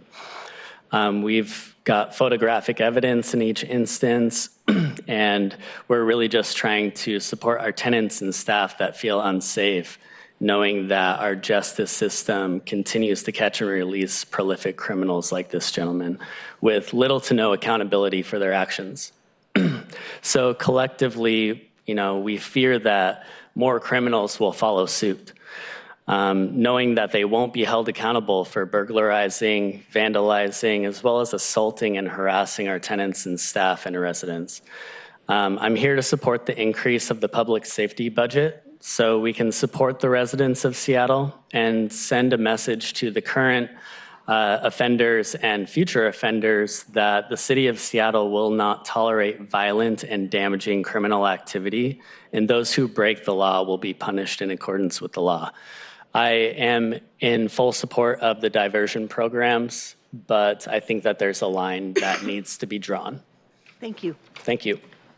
After David, please. Michelle is 33, Alicia is 34, Heather Walker is 35. So please, David. Thank you. My name is David Treeweiler, and I'm here as a private citizen, although I am a member of the Cascade Bike Club, and I fully support the Green New Deal. And I was happy to see the work that the council has been doing to make that a reality. And this council has recognized in recent meetings and ordinances the urgency of reducing carbon pollution. I think an incredible number of words have been spoken in these meetings about that, and I think the council is on the same page as the people who support the Green New Deal. But of critical assistance to reducing carbon pollution is getting people out of cars more often, especially single-person commutes and short trips. And as the council is well aware, there are many ways to do this. Buses, light rail, increased bike use, which is what I'm here to talk about, and also decreasing or at least not increasing car infrastructure. If we want to get people out of cars, we have to stop making it more convenient to drive and make other things more convenient to use. I'm here to urge continued progress on and funding of the bicycle portion of the climate crisis solutions. I urge the council to do the following, which are not all of the things that need to be done, but I think they're some of the most immediate and concrete things the council can do to support the bicycle portion of these solutions. Number one, work with the SDOT to put bike lanes on 35th Avenue Northeast. I know the council has heard a lot about that. There have been some opposition to it, but I've biked in that area many times, and it's there's a lot of bike use up there, and it needs to be done. Fund key connections to the Bicycle Master implementation plan. Good. Can you wrap up, David, if you Yes. just have another point or two? Yes, we must use cars less. We must take specific concrete steps to do this. We must make progress faster than we think is currently possible. Great. Thank you so much for coming down tonight. Michelle, and then Alicia, and then 35 is Heather Walker. Hi, I'm a special education teacher and the McKinney-Vento homeless outreach coordinator at Nova High School, but I'd like to, and a rank and file member of the Seattle Education Association.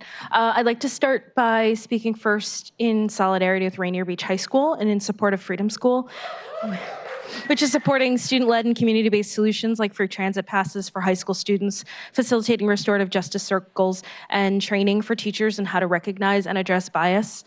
Nova High School was a recipient of People's Budget funding last year for our LGBTQ Health Center. Nova's 70% LGBTQ identifying, 47% Title I eligible, 10% McKinney-Vento homeless qualified, and 40% disability document bearing. The Health Center helps us serve our students. The People's Budget's impact on schools is powerful, and we are incredibly grateful. But a larger need district-wide that these items will not address is housing. We also need to fight for the right to counsel for evictions to keep our families housed. We need more, not fewer, or moved and then not rebuilt tiny houses, and we need more publicly owned housing.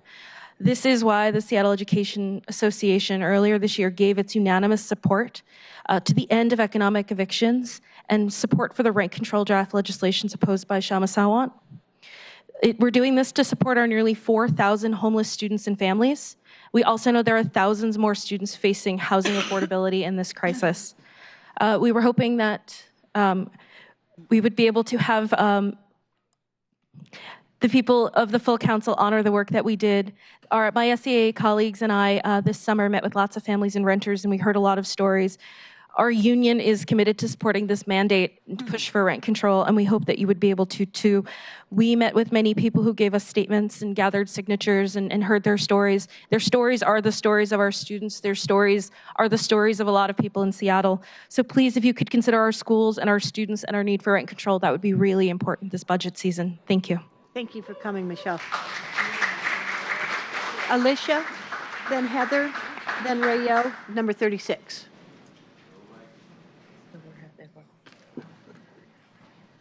Can you address our time for Heather Walker? I'm sorry, we have Alicia. Oh, Alicia first. Hi, I'm Alicia Roberts, and we are Nicholsville North Lake residents. Yes. Good evening, Seattle City Council. Our names are Kelly McCluskey and Lori Perry. We live at Nicholsville North Lake. It is a tiny house village at 3814 4th Avenue Northeast. We are commenting today on the Mayor's Human Service Department proposal budget. On page 182, there is an incremental budget change titled Resitting Tiny House Villages. Please do not spend the $1.2 million HSD and the mayor wants to spend closing our home and a second tiny house village. All we are asking is that the Human Service Department and the Low Income Housing Institute leave us alone. HSD says it is willing to hear our side, but they are not ready to work with us. They want us to shut us down. Sure sounds like HSD is just trying to tell us how to be homeless. But we are adults and we are taking charge of our lives. HSD understanding of how we live at North Lake is totally the opposite of the way it is. HSD and Lehigh have destroyed our carefree, happy routine of standing on our own 2 feet. What good have they really done for us? Forcefully bullying and intimidation is not the way to help us. It is not how we run our village. If anyone needs a copy of our rules, by all means, please ask and we'll give it to you. We are not children mixed up in a divorce and HSD and Lehigh problems. They too get to play these childish, ignorant games. We want to be done with the damage Lehigh and HSD have caused. Let us live at North Lake with gift of grace for our church sponsor. Nicholsville doesn't need your operating dollars. We just need the land.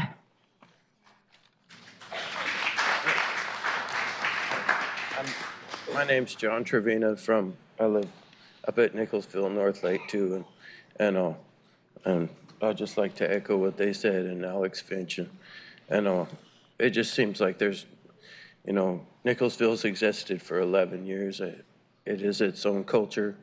I always tell a friend of mine there, I can't imagine living somewhere else at this time, with the cost of living, and he always says, you might be profoundly homeless, John, but I think there's a place for us and for Lehigh. We know they're the big dog now. They're here to stay, but thanks for your time. Thank you for coming.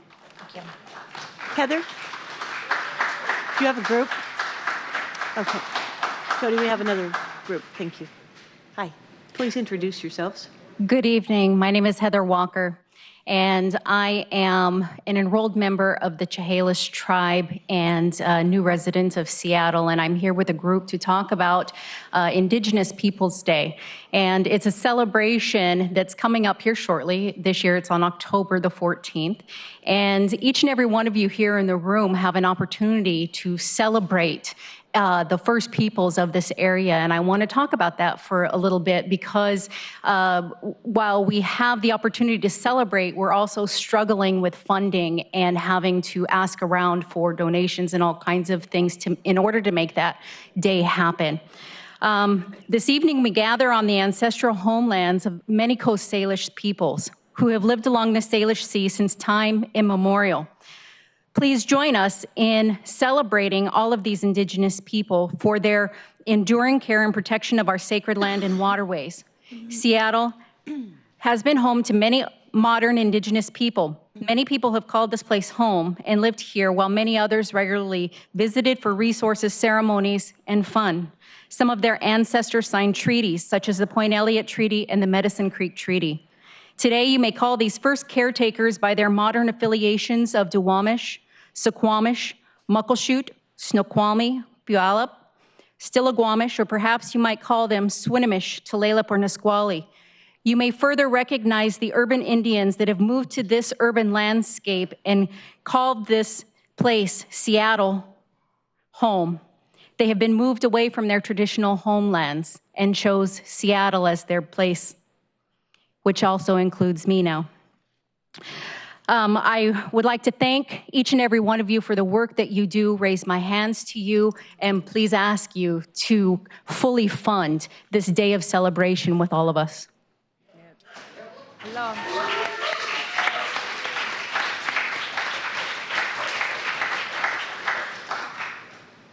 So I'm here, it's critical that I'm here to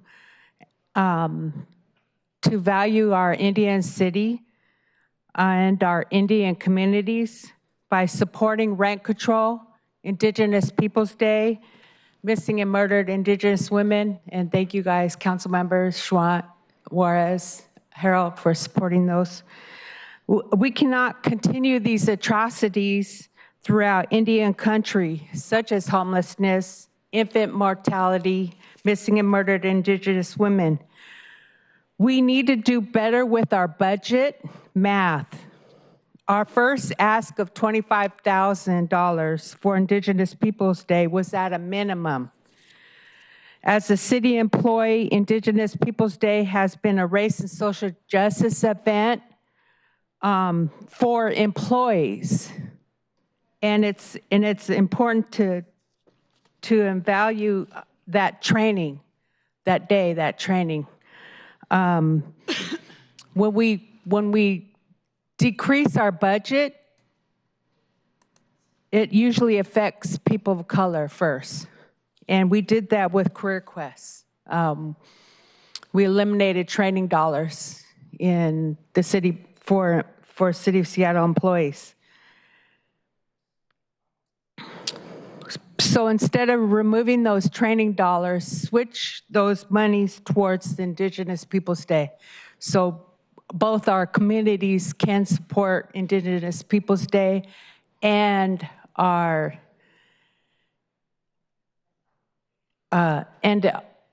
Indigenous Peoples Day to support that day. It is time to acknowledge our land, our ancestors, the Duwamish people, through the people's budget, and stop nickel and diming our Native communities. Thank you. Really quick, I want to introduce myself. My name is Patricia Allen. I am on Tlingit and Haida Tribal Council as an elected delegate, as well as the Coalition and Community Advocate for Chief Seattle Club. I wanted really quickly to just write remarks that I am on the committee for the Daybreak Star United Indian celebration, and a lot of our funding comes from this as well, and we really do need this. We're getting packed houses of people who travel all over the city, from all over the state to come here and celebrate with us. This year, Tulalip, we have the honor of people from Tulalip coming in and joining Solidarity. I'm also on the MLK Day Planning Committee and have the honor of that as well. And I felt really empowered whenever I go there. And so if you check out their budget as well, I'm not going to compare, I'm not going to name their budget to compare, but I want you to check that out because I would like for our community to have great impacts as well as similar or complementary to days like MLK Day. So Guneshish, thank you.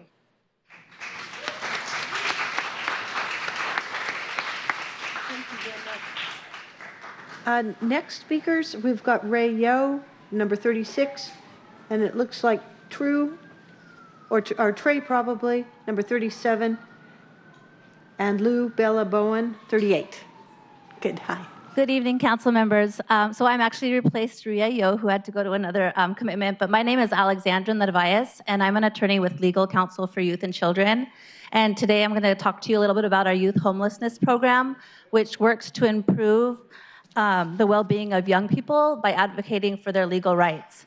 Before I do that, I did just want to take a moment to acknowledge everybody in the room and every council member as well for just taking action steps on addressing the homelessness problem in Seattle. I'm born and raised in Seattle, and so I definitely appreciate all the advocates in the room today. Our attorneys at our agency provide direct legal services through 4 different programs: child welfare, juvenile court, youth and family immigration, and youth homelessness. I'm here today on behalf of Legal Counsel for Youth and Children to seek support for our youth homelessness legal services program. Through this program, we provide critical, holistic, civil legal aid services to hundreds of young people ages 12 to 24. These are folks who are at risk of experiencing homelessness in Seattle. The majority of the youth we serve are youth of color. 20% of the youth identify as LGBTQ+, and 17% are immigrant youth, and 50% are under the age of 18. We address a number of civil legal issues that directly impact young people's safety, stability, access to education, employment, income, and housing. Some of the issues we are able to advocate for are allowing them to address any outstanding warrants, allowing them to seal criminal records, reducing or eliminating medical debt, accessing child protective services when needed, orders of protection, name and gender marker changes, landlord-tenant issues, and public benefits. Over the years, our referrals have steadily increased as we've created more partners in the community. This year, we have zero money right now from the city, and this year we're requesting $100,000 for the 2020 supplemental budget, which will provide 1,500 hours of direct legal services for young people. Thank you. Thank you so much for coming. And the next one is, I think it's Trey Orca for All, then Lubella Bowen, which is 38, and Sean Smith, 39. Okay. Just a second. I think it's just 1 minute. We've already seen from our good friends. We good? Thanks. Yes. I'm Ty Reed. I'm here from Orca for All. I'm at the Transit Writers Union. Orca for All envisions a near future when every resident and every worker in Seattle and King County has an unlimited transit pass in hand, making it easy to choose public transit. We believe that mobility is a human right. We also know that a rapid shift to low-carbon modes of transportation is urgently needed to avert climate catastrophe. Our region can lead in realizing this vision and set an aspiring example for other cities around the country. Success will require action by governments, employers, and individuals. Today, we are calling on city leaders to step up. The City of Seattle provides fully subsidized transit passes for all direct employees of the city. This practice is consistent with the city's sustainability and equity goals. That's great, A+ for that work. However, thousands more workers are employed through city and county contracts. This includes construction workers on public works projects and employees of human service providers, among others. Many of these workers do not receive any transit subsidy. The result is a 2-tier system where direct public employees receive full transit benefits, but indirect employees do not. This is not only inequitable for these workers, it also contributes to our region's rising carbon emissions, pollution, and traffic congestion. We asked the City of Seattle to adopt as an official goal that workers employed through public contracts should receive transit benefits, establish a timeline, and take steps towards achieving this outcome, such as review and study the current landscape of city contracts to determine which categories of workers should be prioritized for receiving transit benefits, and different possible strategies for ensuring that these workers receive transit benefits. That's for Transit Writers Union. I would just say, after hearing all of these stories about homelessness, I think that we should consider that while we're thinking about ways to divvy up our hard-earned money, we should look around and observe the fact of who's here. I don't see any CEOs, and I certainly don't see any Congress members. Look at us and remember our faces and remember our stories, because when you go back to your offices and decide who lives and who dies in the city, it's going to be people in this room who matter. Thank you.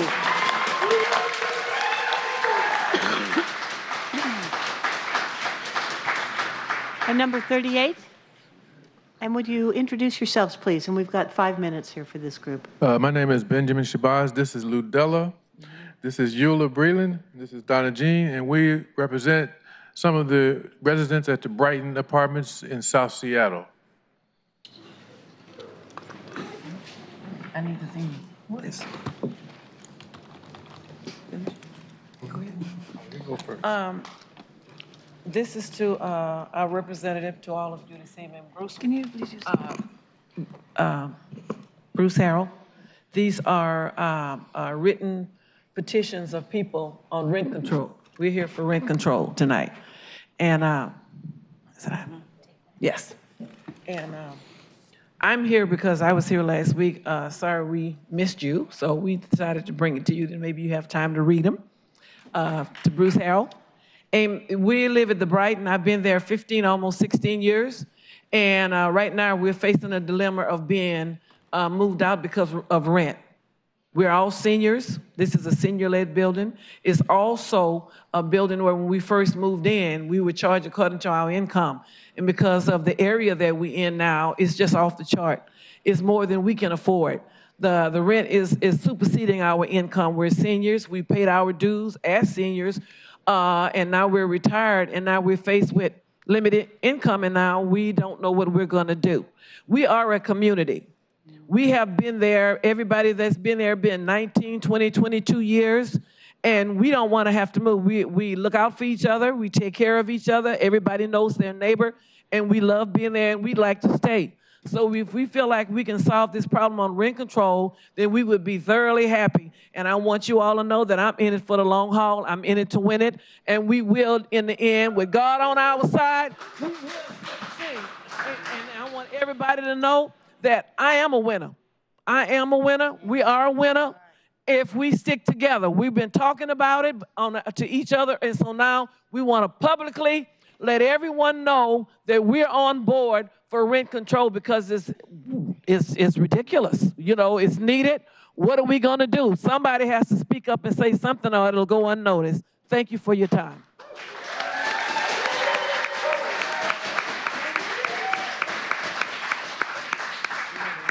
Continue by thanking our courageous council member, Kasama Shawant.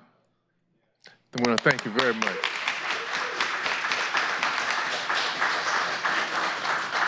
It takes courage and a human spirit to speak up for what they call a little man. And we want to thank you for that. We need rent control. Like we said before, we reside at the Brighton Apartments. We have seniors there, veterans there, and also people that have challenges, physical challenges. We live in an apartment complex that has 125 units. People live on low income, fixed income, Social Security, et cetera, et cetera. Some are on dialysis. Many are sick and disabled. The management is trying to do a good job. They're trying to manage the situation, but it will soon be out of their control. If rent control is not enacted, our elders should not have to be scared and frightened every day facing an unstable future.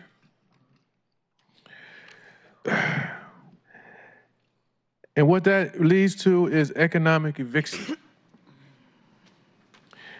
will be the order of the day. Economic eviction will put our elders out on the streets. People on dialysis, people over 90 years old, people on walkers, grandmothers and great-great-grandmothers, because it will be impossible to pay the rent. Rent control is a necessity. What do we want? Rent control. When do we want it? Now. What do we want? Rent control. When do we want it? Now. Thank you. Thank you very much. Sean Smith. Thank you. My name is Donna.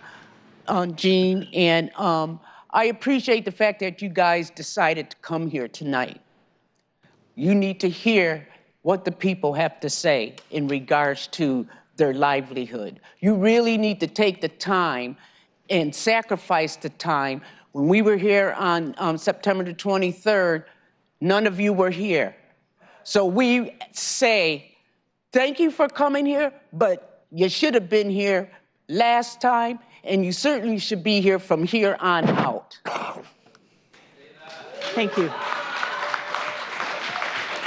Okay, Sean, before you get started, we've got Devin Silvernail as 40, Laura Wright is 41, and could I please ask those in the back who are have their cell phones on to either mute it or what number are you? Not be watching the game while this is going on. So we have Sean, good to see you again, and then Devin, then Laura at 41. Good evening, Council. My name is Sean Smith. I am the External Affairs Coordinator for occupied Nicholsville, Othello Village. We're here with a very simple ask tonight. It has been painfully clear since April 8th, when our village was invaded and the management taken away from us, that true self-management is not supported by the city or HSD. What we're asking for you to do is support real self-management. We're asking you to allow North Lake to stay in place and be a self-managed community with a religious sponsor. We're asking you to help us at Othello find a location on city land, and we'll find a religious sponsor. We don't need the city funding in order to continue on the hard work that we do daily. Our job is to save lives. Let's get back to it. Thank you. Thank you, Sean. Can I ask Devin and then Laura Wright and Jessica Scalzo, number 42, to approach the microphones? Please go ahead, Devin. Good evening, council members. My name is Devin Silvernail. I'm Executive Director of Be Seattle. We're an organization that, among other things, does tenant rights training, education, and organizing in the city of Seattle. I'm here tonight because through our programs, we've gone out into the community, into every single one of your districts, and provided tenant education and outreach work through a program called Tenant Rights Boot Camp.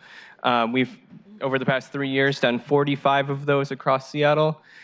We've done that on a very minimal budget and an all-volunteer basis. All of our donations have come through small dollar donations from people here in Seattle. And through that work, we've been able to help hundreds, not really even thousands of tenants get education. We've been able to help tenants fight back against rent gouging, against landlord retaliation, against repair issues.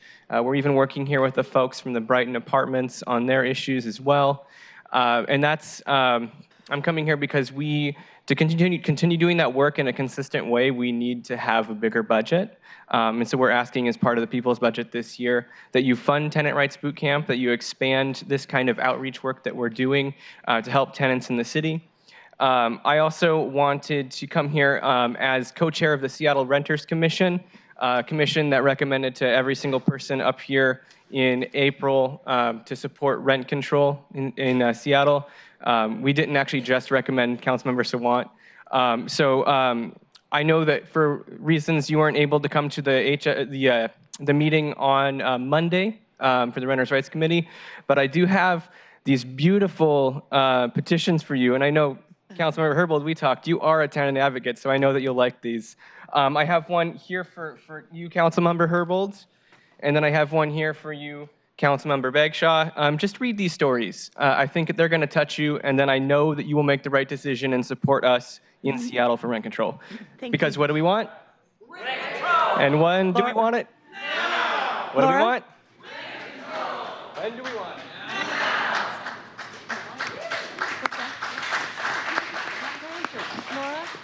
Just a moment, please. Jessica is 42, if you'll line up, and Emily, 43. Hi. Cool. Good evening, council members. My name is Laura Wright. I'm a community organizer, educator, and nonprofit leader, proudly representing Rainier Beach High School in the Rainier Beach neighborhood, where I've lived for 13 years. I'm here today in solidarity and support of the People's Budget movement, and I'd like to highlight a particular budget item on the People's Budget, the Rainier Beach Freedom Schools program. It has been 55 years since Freedom Summer, when young revolutionaries sought to dismantle the merciless white supremacist domestic terrorist state of Mississippi by strategic mobilization through freedom schools, voter registration, and the creation of the Mississippi Freedom Democratic Party. 55 years later, here we are amid continued domestic terrorism against Black and brown lives in every institution. We know that Seattle Public Schools is one of the most inequitable school districts in the entire country. Thus, summer is a critical time to not only ensure the most marginalized students have access to high-quality academic programming, but also is a time to innovate and mobilize against racial injustice, particularly in our public schools. Freedom Schools is a high-impact social justice leadership program and literacy program that has become a cornerstone of youth-led action and academic excellence in the Rainier Beach community since 2015. Our program centers racial justice, civic engagement, literacy, and social justice leadership development, and has most recently become a powerful training ground for young people to become restorative justice circle keepers. The People's Budget can offer critical funding support to ensure hundreds of K-12 scholars in the Rainier Beach neighborhood can continue to have freedom schools. I'd like to remind you all that it is through this Freedom Schools program in 2015 when scholars decided to protest against the inequitable walk zone policy. Now, 4 years later, we hold the victory of being the largest city in this country providing free year-round transportation for high school students through the Youth Orca program due to the organizing work, Councilmember Bryan, of our Freedom Schools program. Please continue to invest in youth-led movements like Freedom Schools. Great, thank you. Jessica, and then Emily. And then Kim, number 44. Hi. My name is Jessica Scalzo, and I'm here as a private citizen from District 3. Happy to say that with Councilmember Sawant. I'm also part of, working with a bunch of different groups here who talked about a lot of things that I also support. And I have a list of things that are important for me that I want to see funded more in 2020. So I stand with the Orca for All group that came up here. I definitely think that we desperately need that in Seattle. And also we desperately need rent control. So I'm part of that movement as well. I'm also here with the police accountability group that I thought was going to speak, but they're not up here. And we have a lot of good ideas to make police more accountable. A few of them are to have a database like the police have for criminals, but we would have it for police, as well as having police live in the community that they patrol, as well as having police serve the community in some form, i.e. social work, teacher, EMT, firefighter, before you can become a policeman. Those are some ideas that are in the works right now. I also am very concerned about switching over to green industry and making sure that people who are in the fossil fuel industry can be given new jobs in the green industry. And I support basically any plans that the youth climate movement or Indigenous people or people of color have come up with. Also, I am deeply concerned about gun violence and mass shootings. And I know that at any random time, I could become a victim of gun violence. And in Washington, I'm glad that we have extreme risk protection orders, which allow family members who feel another family member is a danger to themselves or others to petition the court to have their guns temporarily removed. The problem, though, is that there's not enough funding to get info out about these ERPOs. And I would like to see Seattle use some of the budget to get this info out and easily available to everyone in the community. Jessica, thank you so much. Thank you. Emily? Emily, are you speaking as a group? This is Kim, right? I don't really need 5 minutes. Okay. You get a star. Yeah. Thank you for allowing me to be in front of you again tonight. Hi, my name is Kim Lundgren, and I'm here with the Vietnamese senior group from the Vietnamese Senior Association. Again, we would like to thank all of council members, especially to City Council Member Sawant, who support us for the past year. to grant us a funds. And with the fund, we can get more tickets that help us with transportation so we can participate in senior program at different senior centers, especially those provide activity and cultural meal program.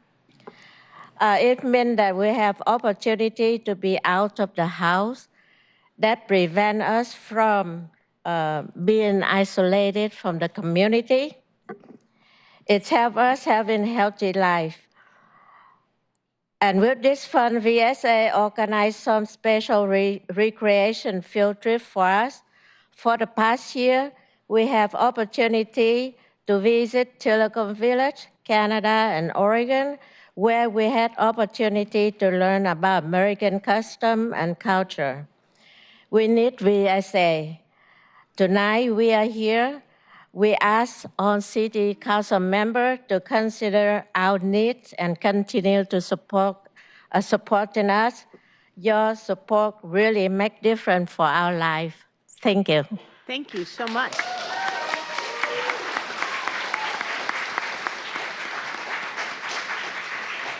Okay, well, welcome to all of you, and thank you for coming.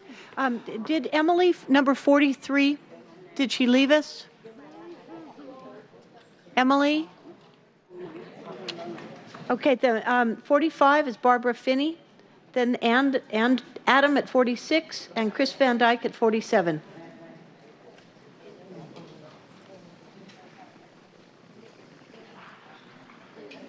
Barbara's coming. Thank you. She's working her way through. Thank you. Thank you.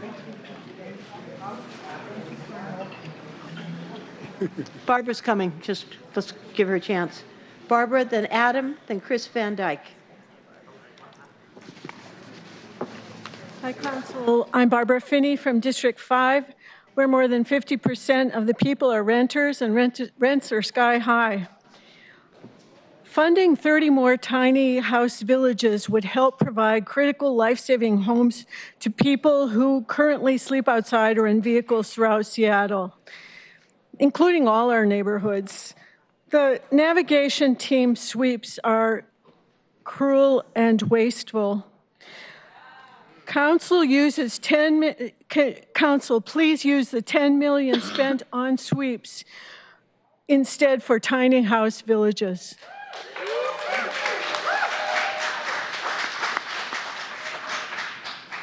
The Renters' Rights Committee special meeting, September 23rd, with 250 attendees. Councilmember Juarez, you are a member of that committee but did not attend or send a staff member in your place. Constituents of yours were here, told stories about struggling to pay the rent and why they urgently support rent control. We present to you the copies of the Seattle Needs Rent Control petition signed by 12,000 people, and hope that you will read what they say, what the comments they make.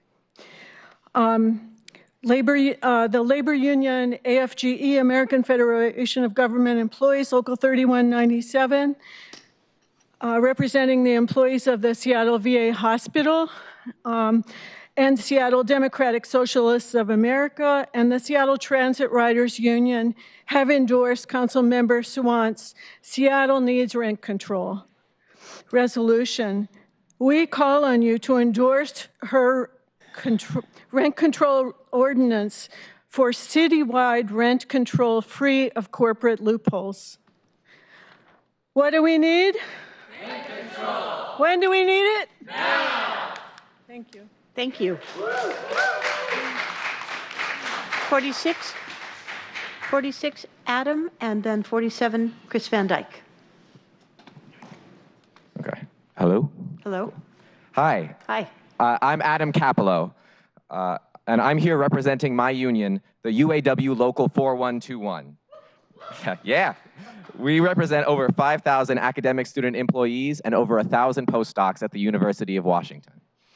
And we are proud to stand here with all of you this evening and declare it is time for a people's budget in Seattle. 82% of our union members are rent burdened, paying about half of their wages to the landlord. That means that people are scraping by and sometimes foregoing healthcare or other basic necessities because the rent takes so much of our paycheck. We know that this situation is unacceptable and unsustainable. And this is why we need an affordable housing bond. We need this bond so that we can build a lot more quality, publicly owned, union-built, environmentally sustainable, affordable housing. And we need this to keep this city livable for working people. But we also know that building affordable housing is not enough. With corporate developers building luxury apartment after luxury apartment, and with working people, people of color, and LGBTQ people being rapidly gentrified out of our city, and with rent averaging over $2,000 a month, it is clear Seattle needs rent control. And Councilmember Pacheco, as a District 4 worker, I was disappointed you didn't attend the September 23rd committee meeting on rent control. And where is our council member now? Why isn't he here to listen to the people's needs? As we said, over 12,000 people have signed our rent control petition, and my union and 20 other labor and community organizations have passed resolutions in support of this movement. Our voices matter.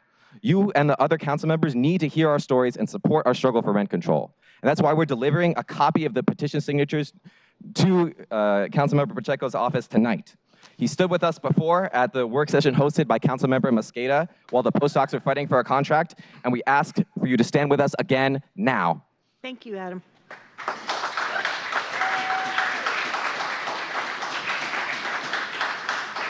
Chris Van Dyke, then Imogene Williams, and Tiffany McCoy. That's number 47, 48, and 49. Excuse me, is that on? Yes. Thank you, Madam Chair. I'm Chris Van Dyke. I'm a consultant in the taxi cab industry. I am consultant to Eastside for Hire. I am, there was a young woman who said there was no CEO. Here I am, Chairman, President, CEO of Netcar Technology Corporation. Apologize for that. But last night I may have left you with the impression that we in the industry, I've been in this industry for 12 years, are opposed to driver equity or drivers making money. That is far from the case. I did not mean to leave you with that impression.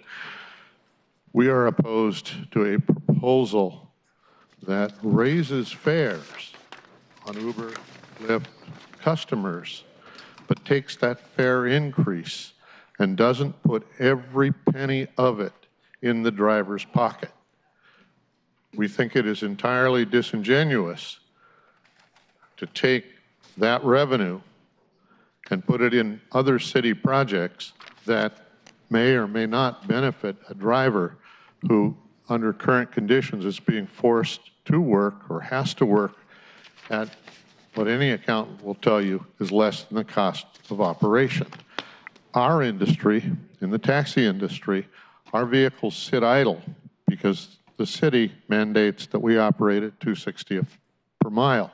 You have clear legal authority under RCW Chapter 46 to set fares at $1.75 a mile. This whole great, wonderful package from the mayor's office, it sounds nice. And if I wasn't 67 and hadn't been 50 years around the block, around the political block, I would think it was just a rather depraved attempt to fill a budget hole that can't be filled with a less knowledgeable source. Thank you. Thank you, Chris. Imogene Williams and Tiffany McCoy, 49. And then we'll go on to Joyce Motteve on 50. Imogene's here for 48, then Tiffany. Yep, 48's next, Imogene.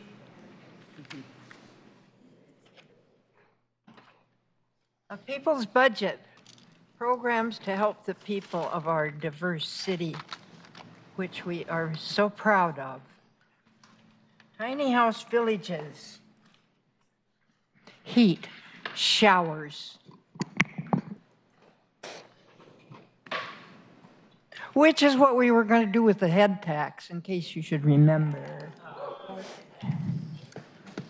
Helps people to feel dignity. If we can get more tiny house villages, we will see the numbers of our homeless decrease. At long last. At long last.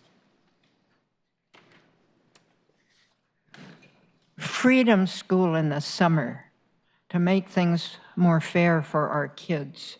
You know, the corporations give cash gifts to the schools. Is it fair and equal? Of course not. Freedom Summer School would begin to make it a little more equal. It's a good idea, and we should do it.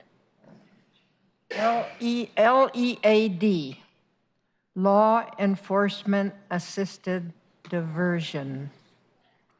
Some offenders can be helped back to their communities with counseling and training. We don't have to just lock them up and throw away the key like some places where they do. Any of you read Brian Stevenson?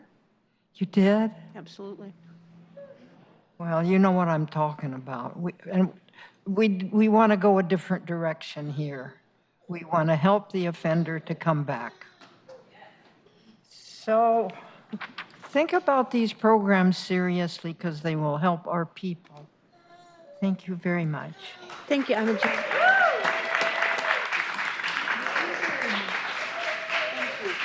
Tiffany is 49, Joyce Motti is 50, and then it looks like we have Nicholsville Tiny House, number 53. Thank you. My name is Tiffany McCoy. I'm the lead organizer for Real Change. Folks, how many of you have tried to find a toilet outside in Seattle and been unsuccessful? Awesome. Well, yes, that's very well known. So Real Change is asking for 5 mobile pit stops to be funded in this year's city budget. I want to thank Councilmember Herbold for agreeing to sponsor this legislation and for Councilmember Sawant for agreeing to co-sponsor. And I'm hoping more of you agree to sign on to this. You have meeting requests in each one of your inboxes, and I hope that you get back to me and the vendors and meet with us to talk about this program. We have hundreds of these postcards that we're collecting around the city of Seattle. I'd like to just take a minute to read a couple of them. It's about a time when you were out in Seattle and unable to find a toilet. One mother was reeling from postpartum depression, and her body was still recovering from giving birth. She couldn't find a public bathroom in Pioneer Square on a day when she finally convinced herself to leave the house. She had to go back home.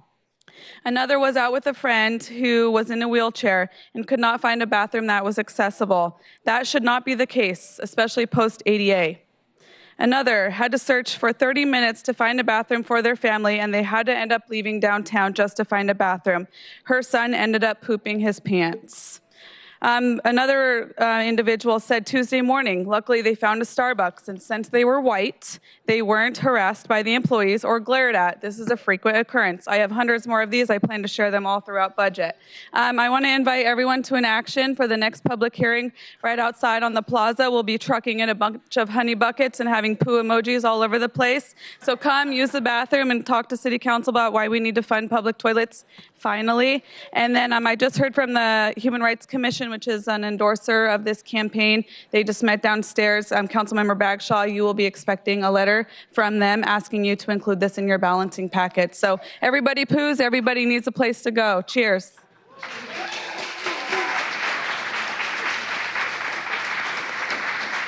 Thank you, Tiffany. All right, nice to see you. Good evening. I'm Good Joyce evening. Modi, and I'm Vice President of GROW, the advocacy the advocate for the Seattle Pea Patch Community Garden Program. I want to express the GROW's support for the mayor's budget proposal allocating $3 million of the sweetened beverage tax monies for the Pea Patch Community Garden preservation and enhancement in the Department of Neighborhoods. This one-time expenditure would be a life preserver to enable the city to save the Ballard Pea Patch from building development. Ballard Pea Patch is a stellar example of how a community garden builds community, creates passive urban refuge for neighbors, and annually contributes significant amounts of fresh produce to the Ballard Food Bank. The Community Garden Preservation and Enhancement Fund can also aid in garden relocation, for other development-threatened pea patches, such as the Immaculate Conception on Capitol Hill in District 3. GROW asks that City Council also consider extending the one-year timeline for the expenditure of these funds to allow for adequate stakeholder participation in applying for the funds. 1 year does not allow enough time for both departmental staff and Seattle Beverage Tax Board to thoughtfully and fairly administer the funds for the pea patch for the best outcome and with maximum benefits through land acquisition, relocation, and capital infrastructure for community gardens. Please consider expanding the timeline to 3 years. Thank you. Thank you, and Joyce. give the gnome a home. Yeah, I like it. Thank you, Joyce. Is there a 53? Somebody have a 53? Okay, moving on to 54. Is it Dino? 54? 55? Did you sign up, sir? When you get to be your turn, we'll listen to you. 55 is Jean Darcy. Good evening, finally. Wish I'd got here earlier. I'm here to submit a budget request. I've been a member of an all-volunteer team called the Scofflaw Mitigation Team since 2011. And thank you for having your staff member meet with us today. Appreciate it. And also Councilmember Sawant. As data shows, we continue to see between a third to just over a half of the unsheltered homeless living in vehicles in King County. The largest segment is in Seattle.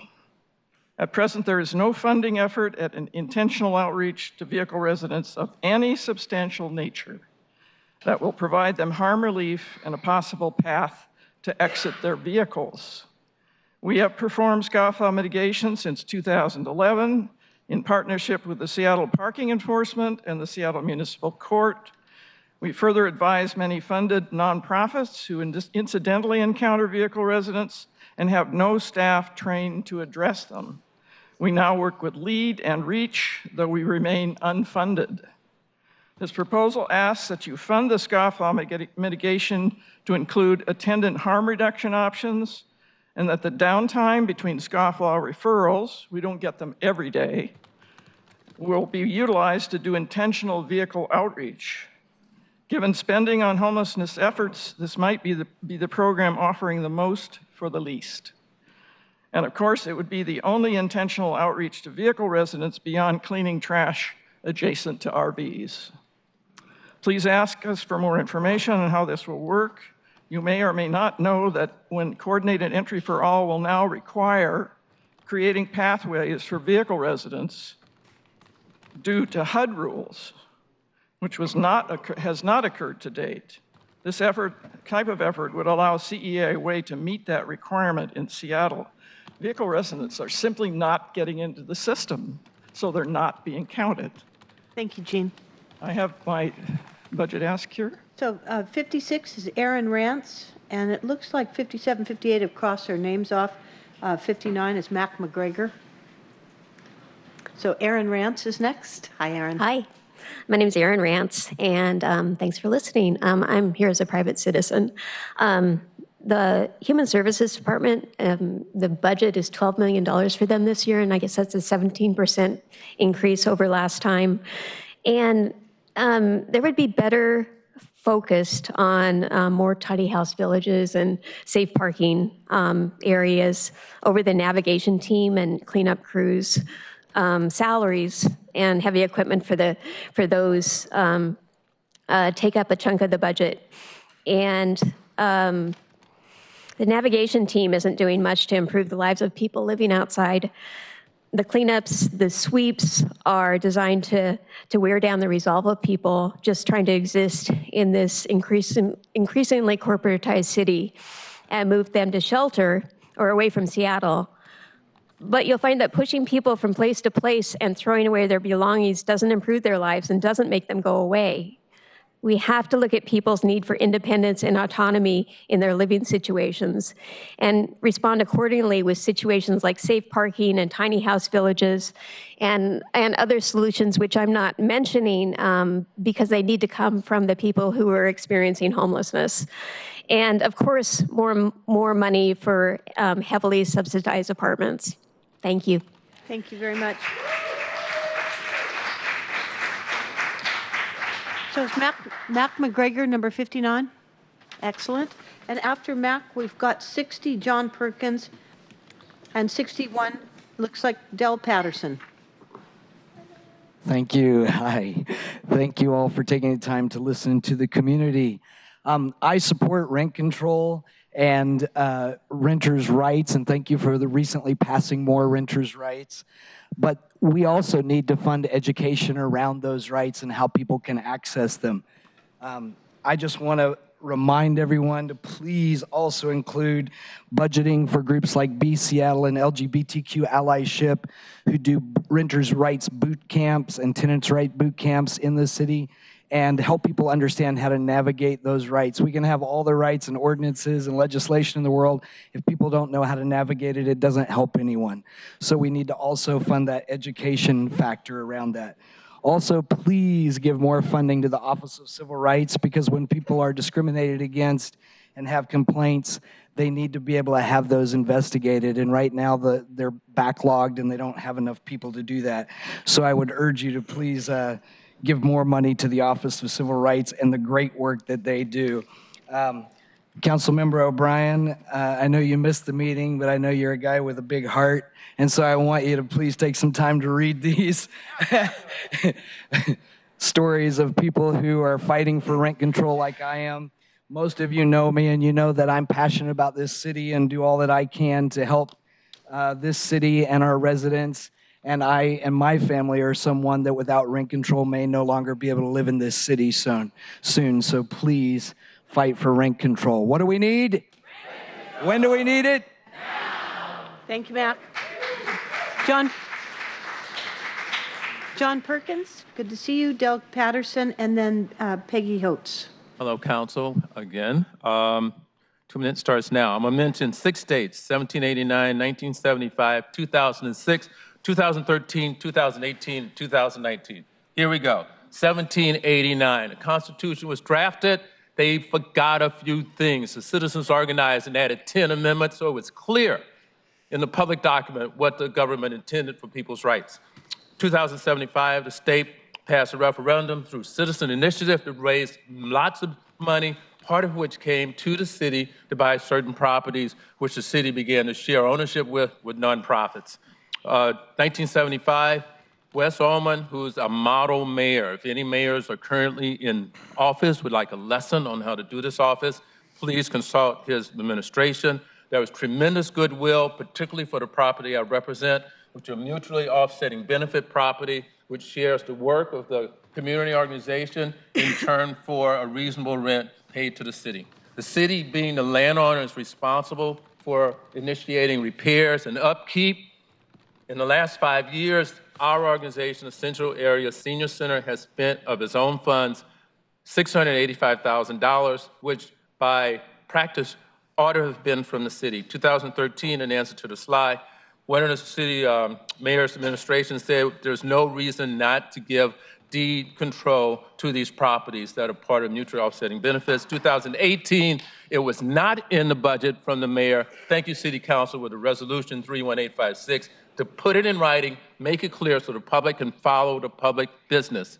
If it's not in writing, someone could say, we don't have to do it. I'm not going to identify who. 2019, again, it's not in the mayor's budget. Please put it in writing. Take another resolution. I don't know the language, but get it in writing so the public can follow the public business. Done. Thank you, John. Del Patterson, Peggy Holtz, and James Lockhart. So it's 61, 62, 63. So I don't see Del. Peggy, you're up.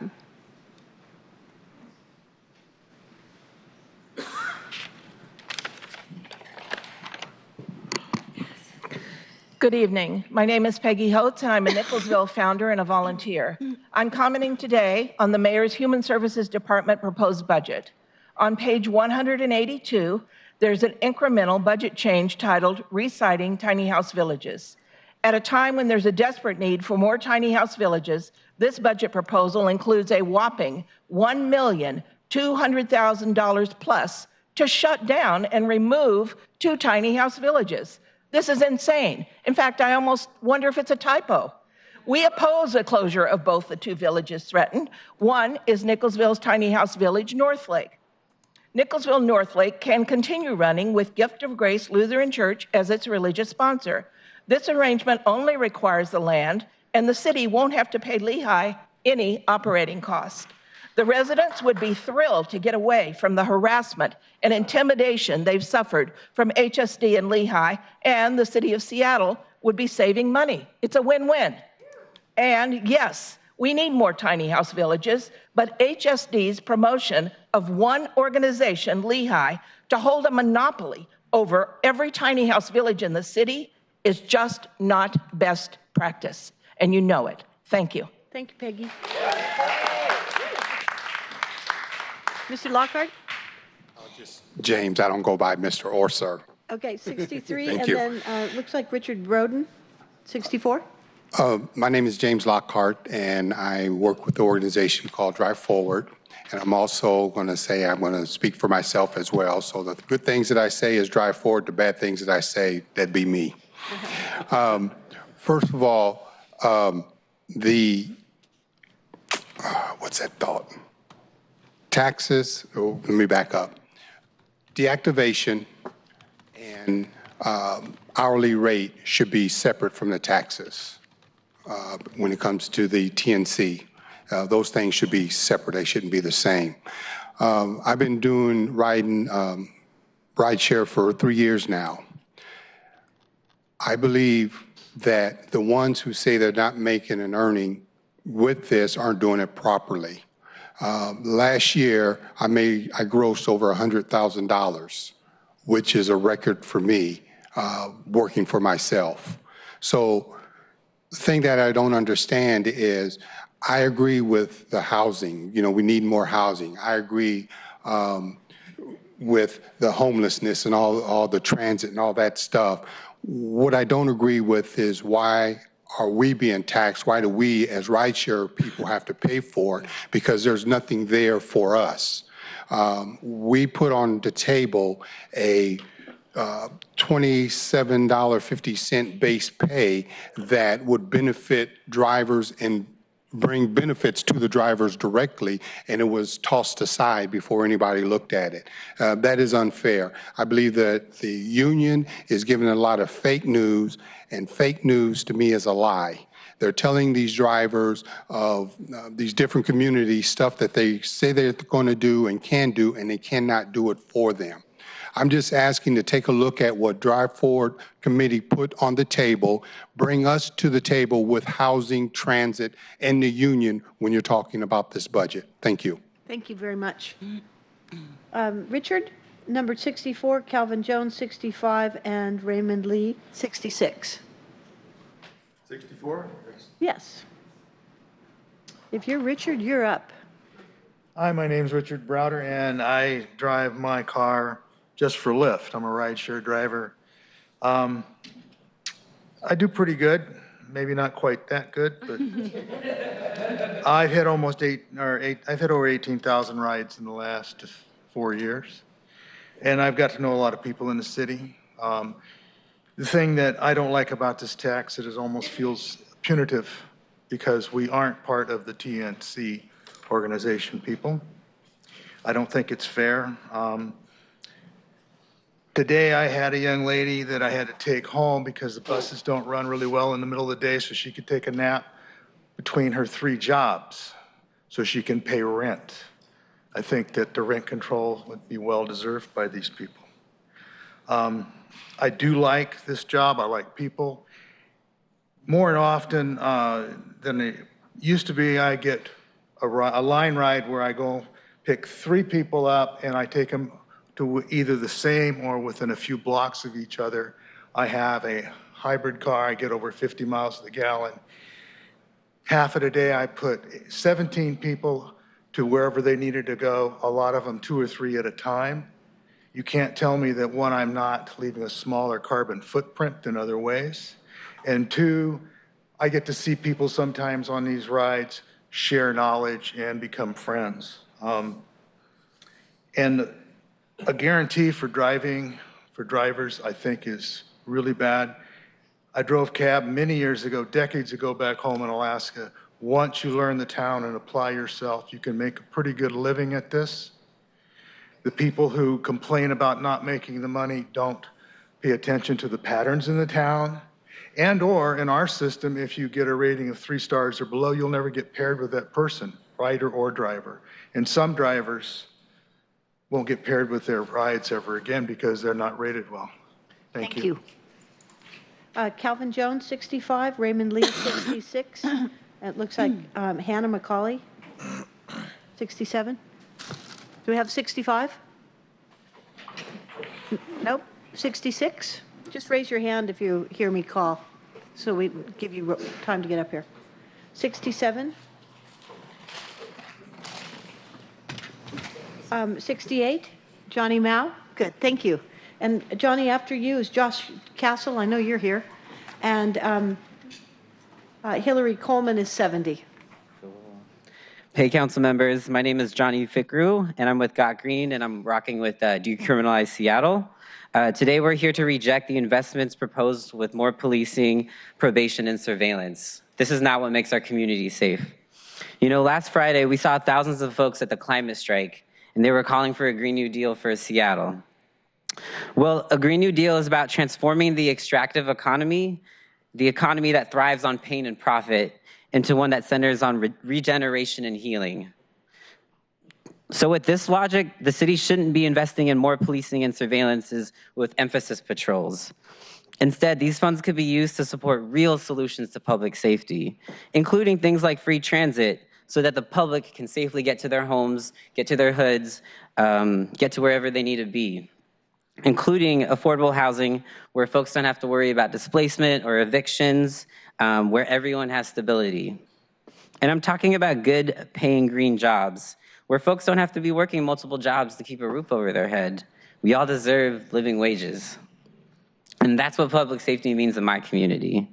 So let's stop financing harm and reinvest in an economy that serves the planet and our people. If we're serious about decarbonizing in the city, then we gotta keep the same energy and also decarcerate these toxic systems that hurt community. So let's invest in our futures and not the system that keeps failing our people. Thank you. Thank you, Johnny. Josh?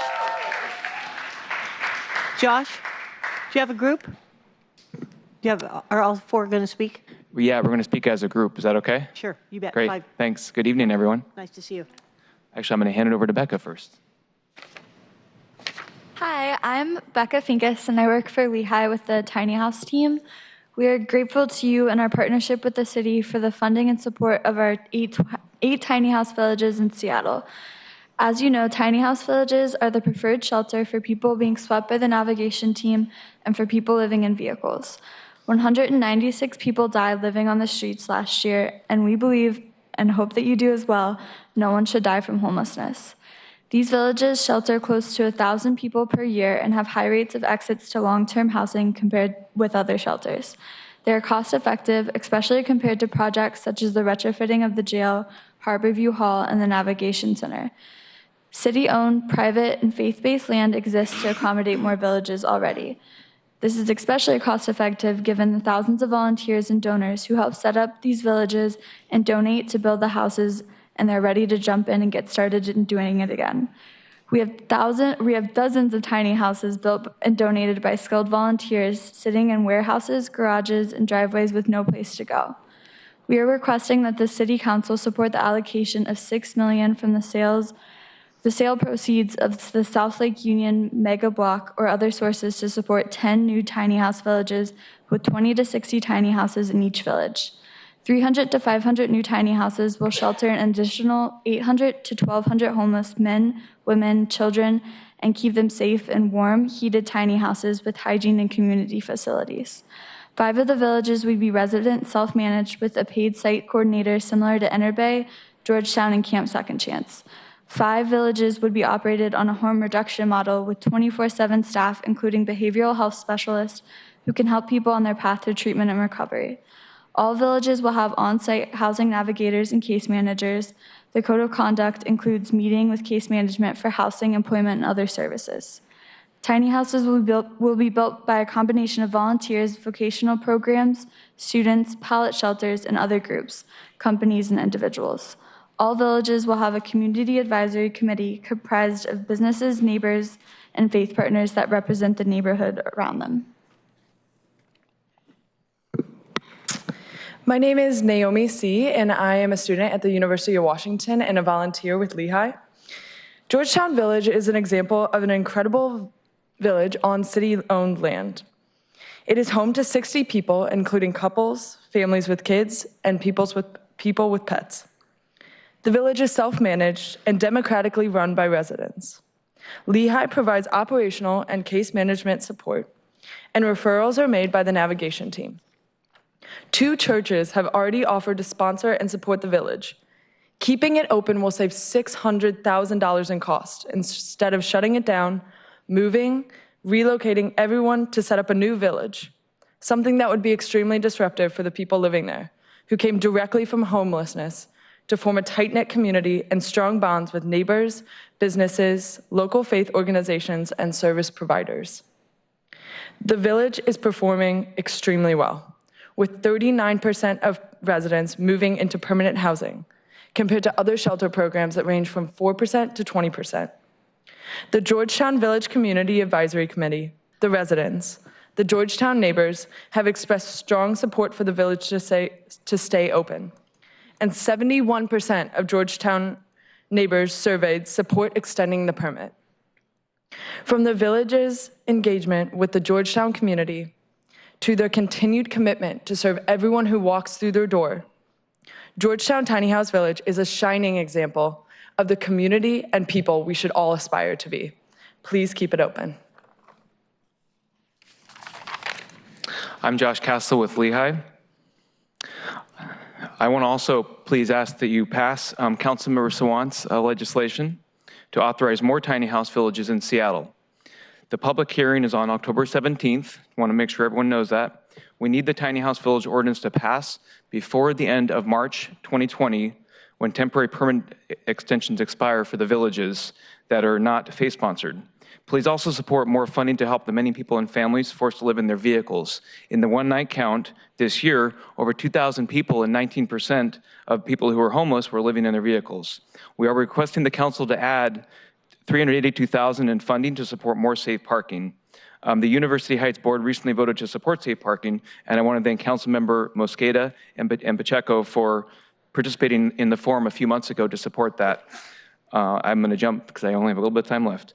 So Lehigh supports the Real Change campaign for $1.5 million in the budget to fund 5 mobile pit stops. I want to thank all the council members for all your support of tiny house villages and for more affordable housing. I especially want to thank my excellent council member in D5, Deborah Orez, for all of her support of these. And thank you, and have a good evening. Thank you. Thanks very much. Okay, 70 is Hillary Coleman. Then we have Andrew Constantine at 71 and Merrill Cousin at 72. Hi. Hi, good evening, council members. My name is Hillary Coleman, and I'm here today as staff of the Seattle-King County Coalition on Homelessness. We are grateful to Mayor Durkin for including the required funds in her budget to adjust human services contracts to keep up with inflation, and we truly thank each and every one of you for your unanimous vote and passage of this legislation in July to take this important and necessary but not sufficient step to stabilize the vital work carried out by human services providers.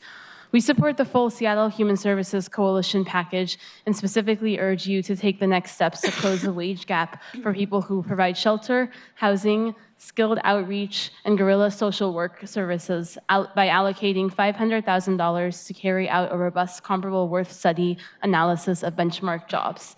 On a related note, as you take up legislation to establish a new regional governance entity on homelessness, please remember that similar formal commitments must be made to ensure stable, adequate funding for those who do this work, including the ability to pay competitive wages and benefits. We want to continue to work upon the legislation that you as a City Council passed.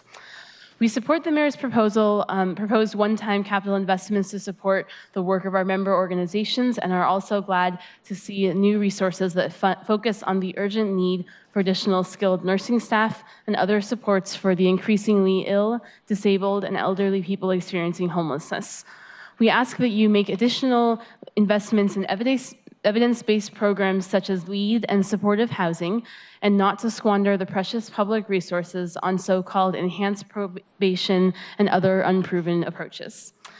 While all of this is important, we urge you to budget for additional investments in housing in the form of rental assistance, which we will be providing additional detail on to each of you shortly. Thank you, and I have a copy of this for you all as well. Great, thank you very much. Andrew, 71, Merrill Cousin, 72, and Catherine Stanford at 73.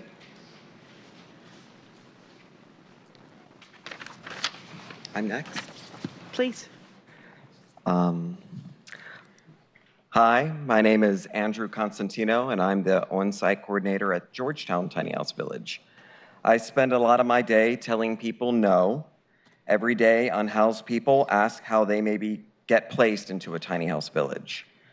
For example, just today, totally true, a young woman trying to get custody of her children asked me about a tiny house, a disabled veteran who just lost housing, a man who has been camping on the street and just entered treatment for his addiction, a woman fleeing an abusive relationship, and a mother of 4 sleeping in her car tonight.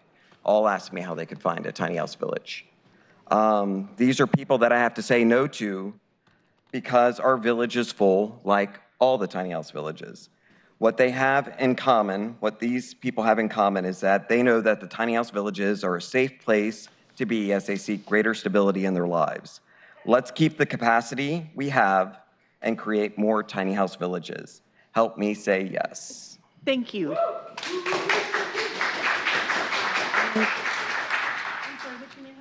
Patty, I'm supposed to talk with Andrew. I also am from the Georgetown Tiny House Village. I'm sorry, I don't have your name here on this list. That's okay. I'll just leave my statement here for you. Okay. Then. If you want to finish the time of that Andrew left, just go ahead. Okay, go ahead. Okay. So I'm also from the Georgetown Tiny House Village, and after looking at the mayor's proposed budget for next year and seeing funds set aside for the relocation, specifically of our village, I have come to the conclusion that it scares me. It scares me what will happen to the 60 adults, 1 child, and 21 pets that are finally finding stability at our village. It scares me to think about the vulnerable adults that may fall through the cracks, even with a concentrated effort and resources to placing our villagers into housing and other options. It scares me to think about the traumatized people who I call my neighbors, returning to the streets or the woods, or sleeping in a doorway, or being asked to go to a shelter where they don't feel safe. It scares me to think of the lost relationships villagers gained with a case manager who they've grown to trust. And it scares me to think that they'll lose the relationship with the Georgetown neighborhood, which has been wonderfully supportive of our village and invested in the success of our community. It scares me to think of Seattle losing capacity for people to have a safe place to be, and I think we should build upon the success of the tiny house villages and not lose what we have. Thank you so much. Merrill? Merrill, then Catherine Stanford, 73, and Lynn Reed, 74. Good evening, council members. My name is Merrill Cousin, and I'm here to speak on behalf of the Coalition Ending Gender-Based Violence, to say that we enthusiastically support the full portfolio of Seattle Human Services Coalition funding recommendations, and particularly the comparative worth analysis to address the historic undervaluing of human services. We really appreciate that the mayor included the Central Domestic Violence Helpline in her budget proposal, and we urge you to approve that funding. The helpline will provide immediate trauma-informed support, problem-solving, safety planning, and individualized information to thousands of survivors in our region. Many of these callers will not access any other kind of service, either because it's not safe for them to do that, they don't need or want it, or other existing service providers lack the capacity to serve them. It also will provide a simple, straightforward path for survivors, first responders, medical and human service providers, and community members to get connected to the full range of services that are available in our community. By approving this funding, you will allow Seattle to leverage King County levy funds to support a partnership that will benefit the entire community.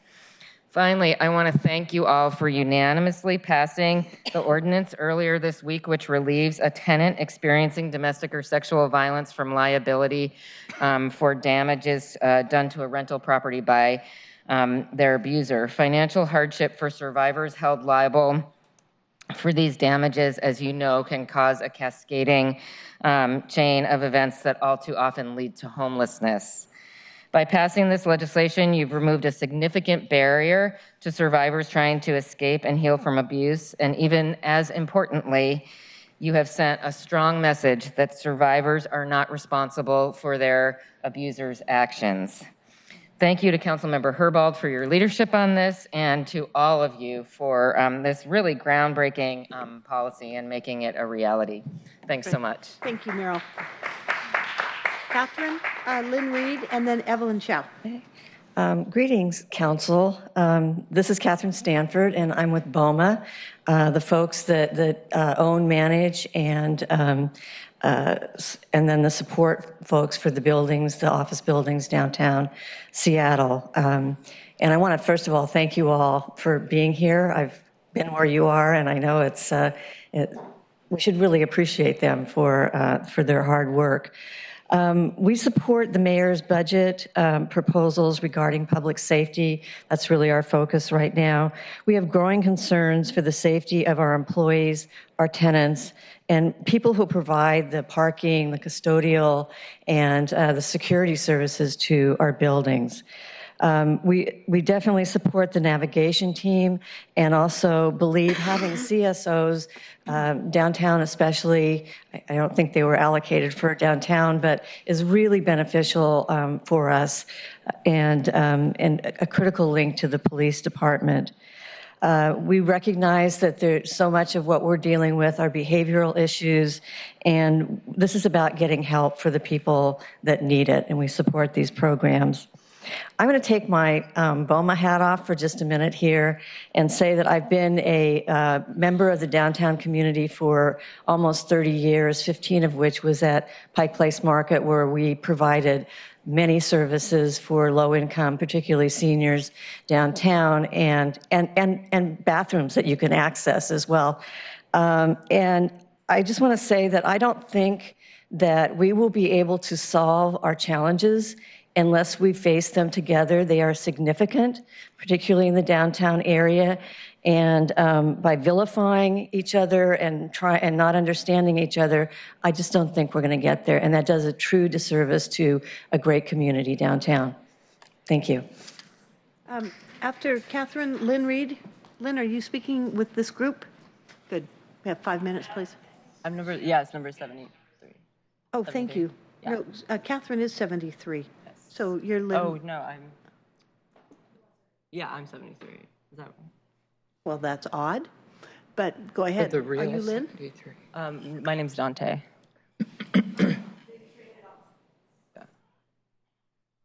Go ahead, Dante. Okay, thank you.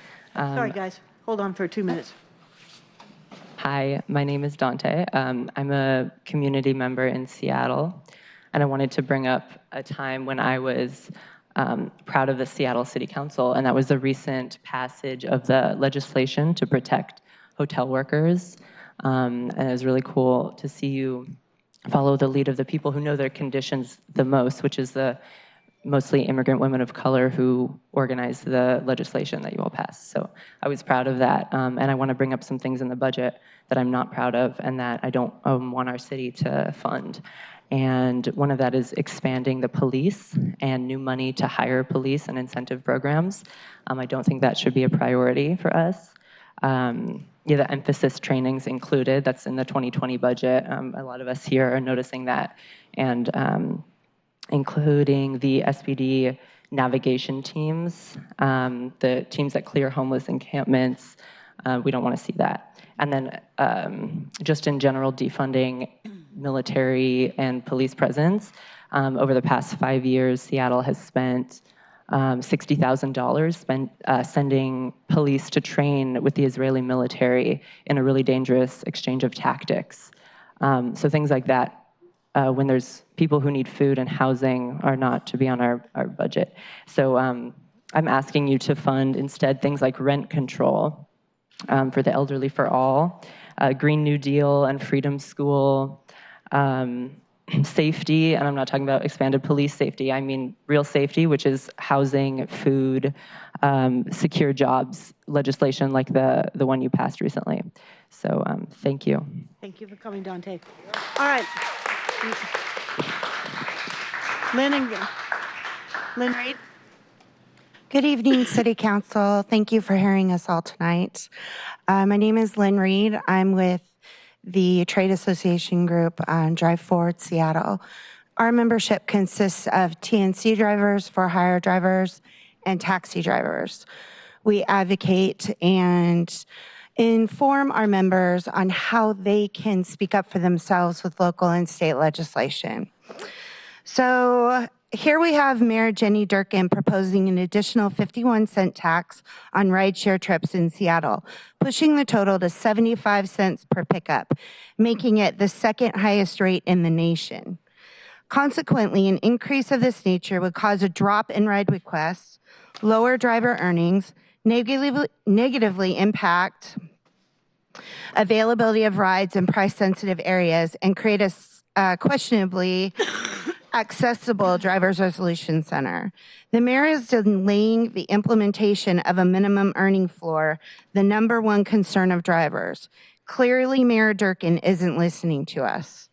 Of the proposed 51-cent increase, a mere 12% would be directed to driver protections. The other 88% would provide a buffer in the mayor's coffers for ongoing city issues, none of which directly benefit drivers. Much like the sweetened beverage tax, increases were passed to consumers and profits routed to the city's general fund with little accountability. There is no reason to believe that this proposed tax would be any different. The mayor is naive to think that these companies who are losing over $1 billion a quarter would step forward and absorb this fee. Historically, price increases result in consumers paying more, and basic economics show when prices go up, demand goes down. So with increased prices, drivers can expect to see demand for rideshare trips decrease. Those who live in transportation deserts will be disproportionately affected, and there are some community members the mayor says will benefit most from the tax revenue, like for affordable housing. Therefore, it's clear this is a regressive tax.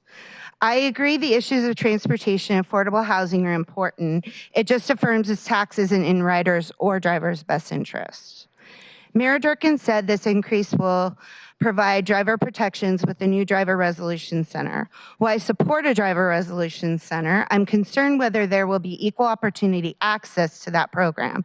Unfortunately, there is too much uncertainty on how this will benefit drivers, and a main concern being any involvement of the Teamsters, who in the past have fought against everything TNC related, even going so far as to propose a citywide driver cap of 150 drivers at any one time, and unreasonable fare regulations. Waiting for details of how this program will be implemented and administrated is unsettling, considering the mayor's staff took most of their direction from the Teamsters and not a true advocacy group, driver advocacy group. Like CBO, this legislation narrowly qualifies who can oversee the program and clearly is structured to shoe in a predetermined entity. Most disappointing is the delay of a minimum earnings floor for drivers. Drivers I have talked to said an earnings floor is their number one concern, but the mayor pushed out any decision for almost a year. Drive Forward provided actual driver data supporting a fair minimum earning floor to the mayor, but she ignored it. Drivers want to remain independent to make decisions in the best interest of their small businesses. This tax proposal by the mayor seems disingenuous, with barely 1/10 of the revenue actually benefiting drivers. In the future, I hope the mayor and her staff listen and consider what will actually help the drivers feel more secure in their profession. Thank you.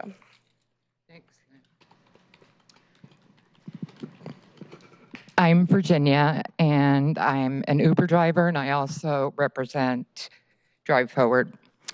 I've been with Uber for 3.5 years, and in my little mind and my experience, the issue started with the Teamsters wanting rideshare companies to become unionized.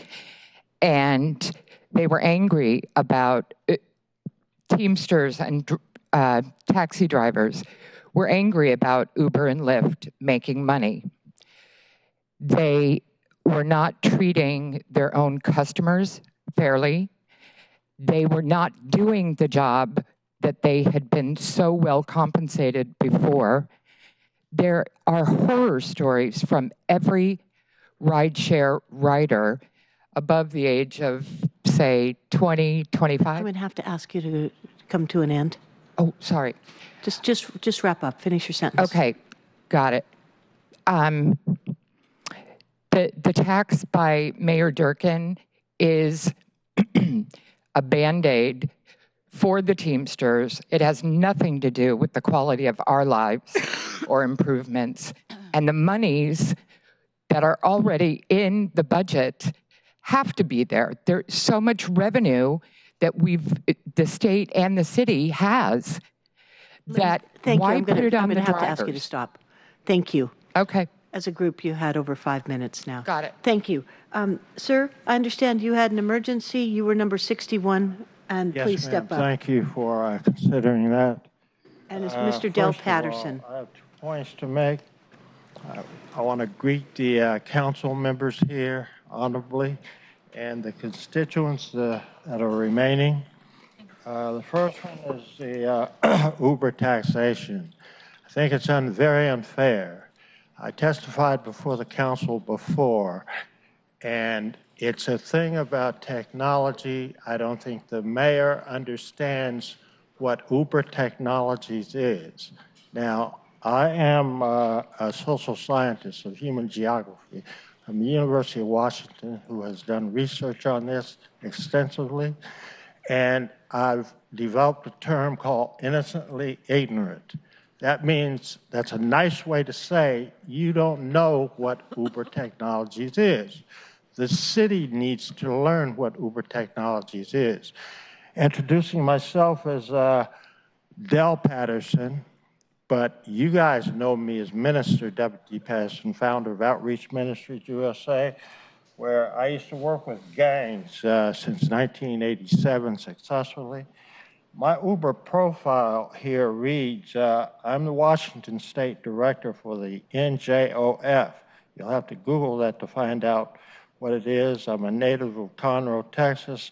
Grew up here in Seattle, 40 years in Seattle, have drove with Uber for nearly 3 years now. And Uber provided independence, like Drive Forward. Slogan is, we're driving independence. Never before have I been able to make as much money as I've made driving with Uber.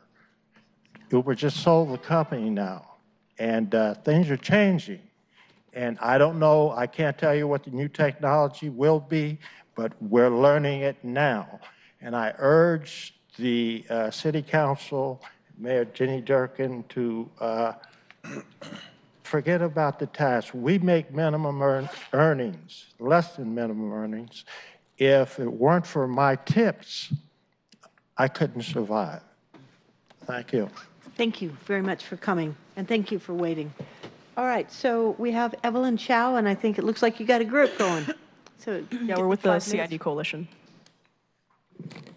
Good evening. My name is Sue Kay. I'm a 74-year-old Seattle native. I'm here representing Decriminalize Seattle, the Chinatown International District Coalition, also known as Humbaos, Not Hotels. I'm also a member of the Seattle Raging Grannies. We're not going to sing to you tonight, although we have a perfect song called Police Have Perfect Vision, don't they? Today I'm asking council members to reject the $3.6 million in funding for Seattle Police Department, which includes the proposed hiring incentive, community service officers, and retention and recruitment. People have said already, increased policing and surveillance doesn't make our communities safer. Having hung around the CID, I know it also won't make our community cohesive and what we want for our cultural seniors. I have been down there and I've witnessed the over-policing and police on steroids, and it really bothers me. I was in Hinghey Park and there were 8 police cars who came in at 50 miles per hour, converged on the park, grabbed a very vulnerable person and used their tactics, which people have talked about here today. It's frightening. It's not what I want for our community. And I have also witnessed the police using 8th Avenue. They come down Jackson, they turn left, and they must be heading to Sodo. Their sirens blaring at, I don't know, 80 miles per hour. And I'm just feeling that the SPD has had a reputation for being unaccountable for their police violence, harassing homeless, violating components of the 2012 consent decree. And I say no more money until they comply. I'm going to hand this over to others here. Hi, I'm Annette Clapstein. I'm also a member of the Seattle Raging Grannies, and we are very much about having budgets that prioritize our vulnerable neighbors over the needs of predatory corporations and downtown developers who want to criminalize poverty. It appears that our mayor wants to criminalize poverty. We are absolutely opposed to that. I am specifically asking the council to reject the portion of the mayor's budget that continues emphasis patrols by the Seattle Police Department. We think there should be no funding for that. Emphasis patrols use the highly contested and racist broken windows theory that signs of disorder and chaos in a neighborhood are a precursor to more crime and disorder. The broken windows theory has been disproven even by the originator of the theory and shown to justify aggressive over-policing of poor neighborhoods. This practice leads to more unnecessary misdemeanor arrests and justifies racist and classist stop and frisk policies. In Seattle, these types of stops have been monitored since the 2012 consent decree. And take note of that, 2012, and we are at 2019, and they are still not in compliance. They are not only not in compliance, they are actively fighting it, and they should not be getting money while they are out of compliance with that decree. The Seattle Police Department has been shown to have disproportionate stops of Black individuals, and with their abhorrent record of abusing people of color, the council should not fund the continuation of a practice that enables racist and anti-poor people policing practices to continue. Over-patrolling areas where houseless folks are sleeping and hanging out is inhumane. It's anti-poor people. It does not solve the larger crisis of houselessness. facing Seattle and just traumatizes people further. And I will hand it over to Evelyn now. Hey all, my name is Evelyn. I'm also here with Decriminalize Seattle, and I'm here today to call on our council members to reject the expansion of the enhanced probation initiative in the Seattle Municipal Courts. Expanding probation expands surveillance inherently, and community members should not have to get arrested to get access to services. Probation does not reduce recidivism and furthers racial and class disparities in the existing criminal legal system, and this proposal for expanded probation comes directly from right-wing anti-homeless groups like Safe Seattle, Speak Out Seattle, and the business lobby. Our city cannot afford to cater to bigots who hate poor people and who believe that a tough on crime approach will create more safety. Thank you.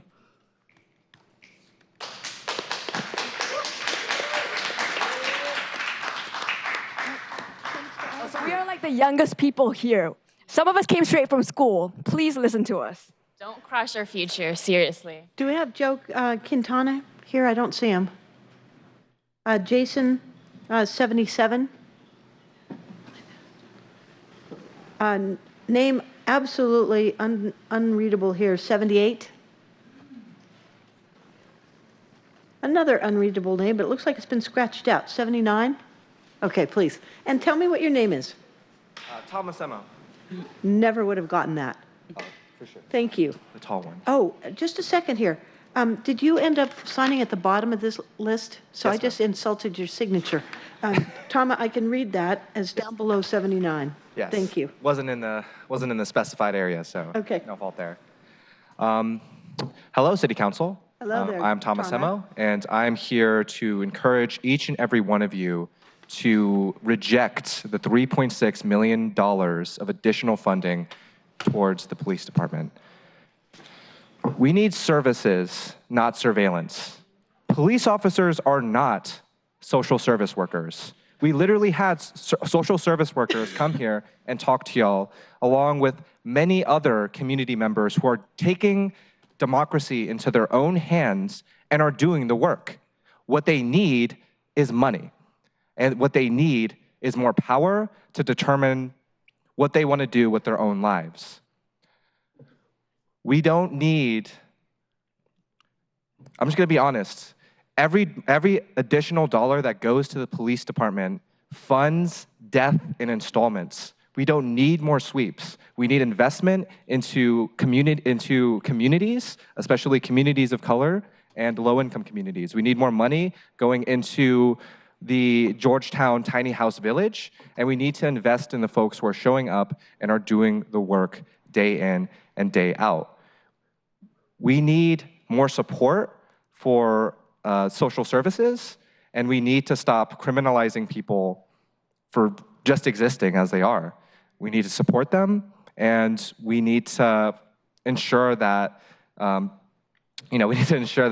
democracy is maintained, and we need to push for a Green New Deal, and a part of that is demilitarizing. A part of that is going to involve trying to unwind this violent system that we are being subjected to and honestly being terrorized by. We need clean water. We need food. We need a functioning system that listens to the voices of the people, such as the people who took it upon themselves to speak to y'all. I really encourage y'all not to invest more into policing. Thank you. So number 80 was Michael Wolf, and I think he's left and crossed his name off. 81 is Ed Lambert. Is Ed Lambert here? Virginia Lee, 82. Right, so it appears to me that there's a group, 83, 84, 80. We're not going as a group anymore. I'm 83. Okay. 83, Annette. I'm sorry? She already went. That was the other group. I got 83 right here. Annette already spoke. Yeah, Annette, she was part of the Raging. Okay, so. Switch numbers. I beg your pardon? We switched numbers. Annette went already. Okay, and what's your name? Want to go first? No. Okay. I'm sorry, what's your name? Yeah, my name is Bana Abera. And I'm here as a concerned resident and taxpayer in Seattle. I'm here because I care about the distribution of the budget because it is a key indicator of our values as a city. I am also here as one of the organizers who lobbied for the zero use of detention for youth resolution. That resolution was passed as a message from the City Council that y'all care about the over-incarceration of primarily Black, Indigenous, and youth of color. And I believe that how we treat our youth is a reflection of how we treat each other and care for our communities. We know that the over-incarceration of Black, Indigenous, and people of color, as well as homeless communities, is a direct result of how anti-Black racism and a commitment to punitive punishment, which does not address harm, is perpetuated through how we spend our money. When I say our money, I mean us, the residents of Seattle. The money of this budget belongs to us, and we demand that you reject the expansion of probation in the Seattle Municipal Court, that you reject the continuation of the emphasis patrols by the Seattle Police Department, and that you reject the $3.6 million in funding for SPD, which includes the proposed hiring incentive, community service officers, and retention and recruitment. We know that incarceration does not create safe communities for our youth or for adults. Access to life-sustaining resources, healthy food, housing, and healthcare, such as the things that were advocated for today, is where we should be spending our money, not in over-policing our communities. I'm here because I have hope that the Seattle City Council is serious about a goal of zero use of detention for our youth and a real commitment to reducing harm and creating safe communities across our city and beyond by investing in the Green New Deal, Orca for All, Health One, non-coercive mental health counselors and social service providers, community grants for first responders programs, grants for emergency housing, and supports efforts for long-term affordable housing, reentry support for community members and who are transitioning out of DOC and jails, and the other things spoken about today, such as freedom schools. Thank you. Thank you. Does somebody have 84?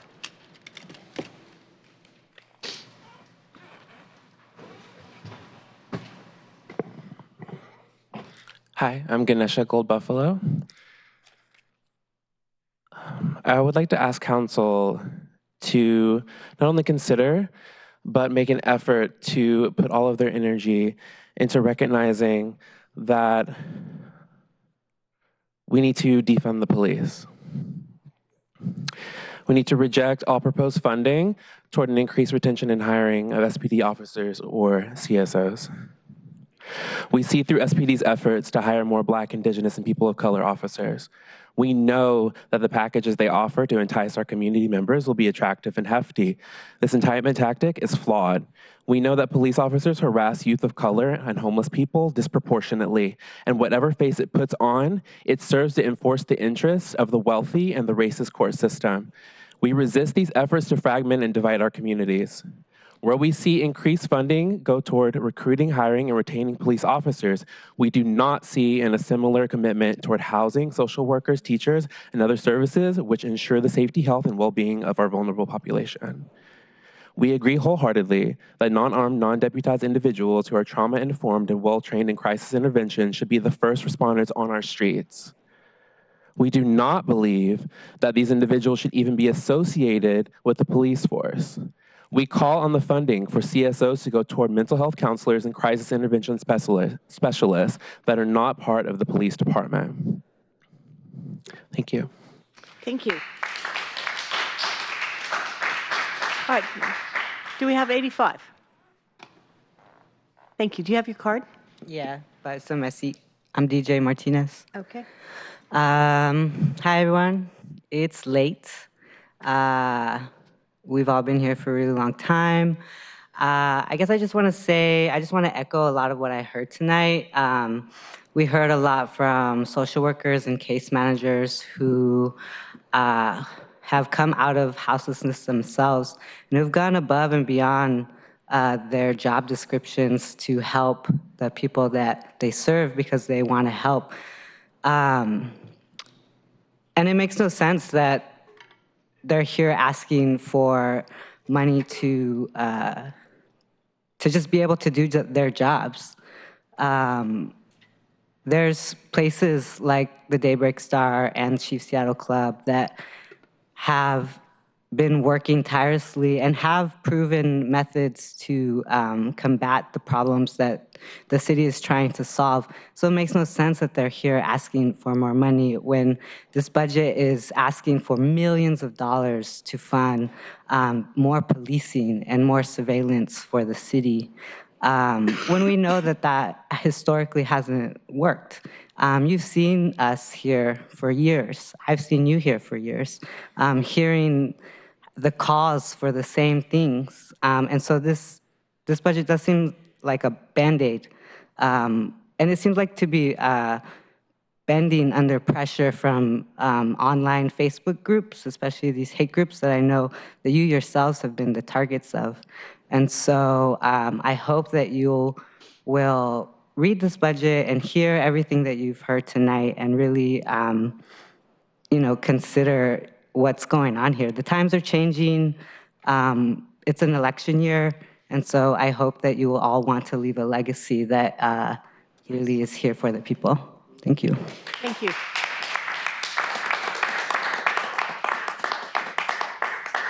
Do we have an 86? 87? 88? How about 89? Equally? All right, so no 86, 87, 88, 89. All right, moving to the 10th page, Cicely Bailey, number 90. 91. Oh, that was Mr. Buffalo. He's already spoken. 92. Hi. My name is Dan Tan. I'm a resident of South Seattle, and I'm a children's advocate at a shelter and transitional housing program for survivors of domestic violence. I'm here to urge you to reject Seattle's expansion of the law enforcement in the name of reform and instead invest that money into rent control, affordable housing, more transitional housing programs, mental health programs, Indigenous Peoples Day, Green New Deal, and Orca for All, programs that actually ensure that the city is healthy, that the families and youth of the city succeed. As a children's advocate working at a shelter, I've seen how most transitional housing programs, especially confidential domestic violence programs, have been eliminated due to funding. So the truth is that this leads to shelter hopping for a lot of families. So you see kids starting from kindergarten, switching schools, homes every year or so, depending on their stay at the shelter and transitional housing program. And this is in your power to change. There are proven success stories of home-to-school vouchers, for example, that the school will work with shelters and service providers to allocate Section 8 vouchers to families where they can stay inside their school areas so they have stable housing, stable school until graduation. There was a case of this where a mother was telling me that she was sitting with her teen in their living room at this new permanent housing that they had, and she said, "We're gonna stay here, like this is our home now." And he shook his head, he said, "I don't believe you, like this isn't what has been happening the past couple of years." Since kindergarten, actually.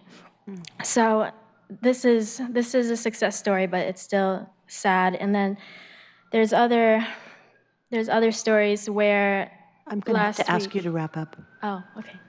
Yeah. So I urge you to act in responsibility to your constituents and to, instead of enable and enact structural racism by funding law enforcement, to be able to look into the eyes of families and youth and tell them that you've been accountable to them. Thank you very much. 95, M. Payne. Do we have a 95? And Dante's already spoken. That was 96. Oh, sorry. Please. Hi, my name is Ihui. I'm a youth community organizer. As stated earlier, seeing as we are the youngest people in the room, some of us, and we came straight from school, and we are here like way after than we should be, to tell you that we have no interest in adding more money into the police budget. I work with primarily youth of color with You Speak Seattle. And like, I see my students losing hope the longer that they stay here. In fact, if I recall correctly, during the November 2016 elections, and we had protests, several of them were accosted by the Seattle Police Department when they tried to take part. And while it is encouraging to see the climate strike and to see so many young people out there, a lot of Black and brown youth of color are losing hope to keep living here because it's so fucking dangerous to live here. Everyone I know has either been incarcerated, arrested, and they're all under, 18? I've had to give them the talk as to what should happen if they get arrested, as to what should happen if their parents get arrested, or they're just out in the street, or just laughing in a supermarket. The amount of policing that happens, especially with Black men and Black women, or Black students in general, with grocery stores started posting around the Central District. If you are a student with a backpack, we cannot allow you in more than groups of 3. Casual racism like that. And I don't know what it's gonna take for you guys. I don't know what words to say to you to make you take youth of color's lives seriously. This is all I have. Thank you. Thank you. All right. The last person on our list is the Honorable Michael B. Fuller.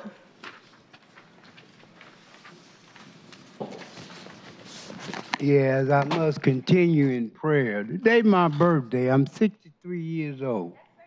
Now, I have fought so many years to decrease homelessness. And then this new city council, at the time of September 11, 2001, 2,996 deaths, 2,977 victims, 343 firefighter deaths, and 19 hijacker deaths. And then you state one America, when it's a war on America, which violates George H.W. Bush, who served in the United States Navy during World War II. June 6th of 1944, and Robert Summerall, United States Army during World War II. June 6th of 1944, and Johnny Fuller, who served in the United States Air Force during both Korean War and Vietnam War.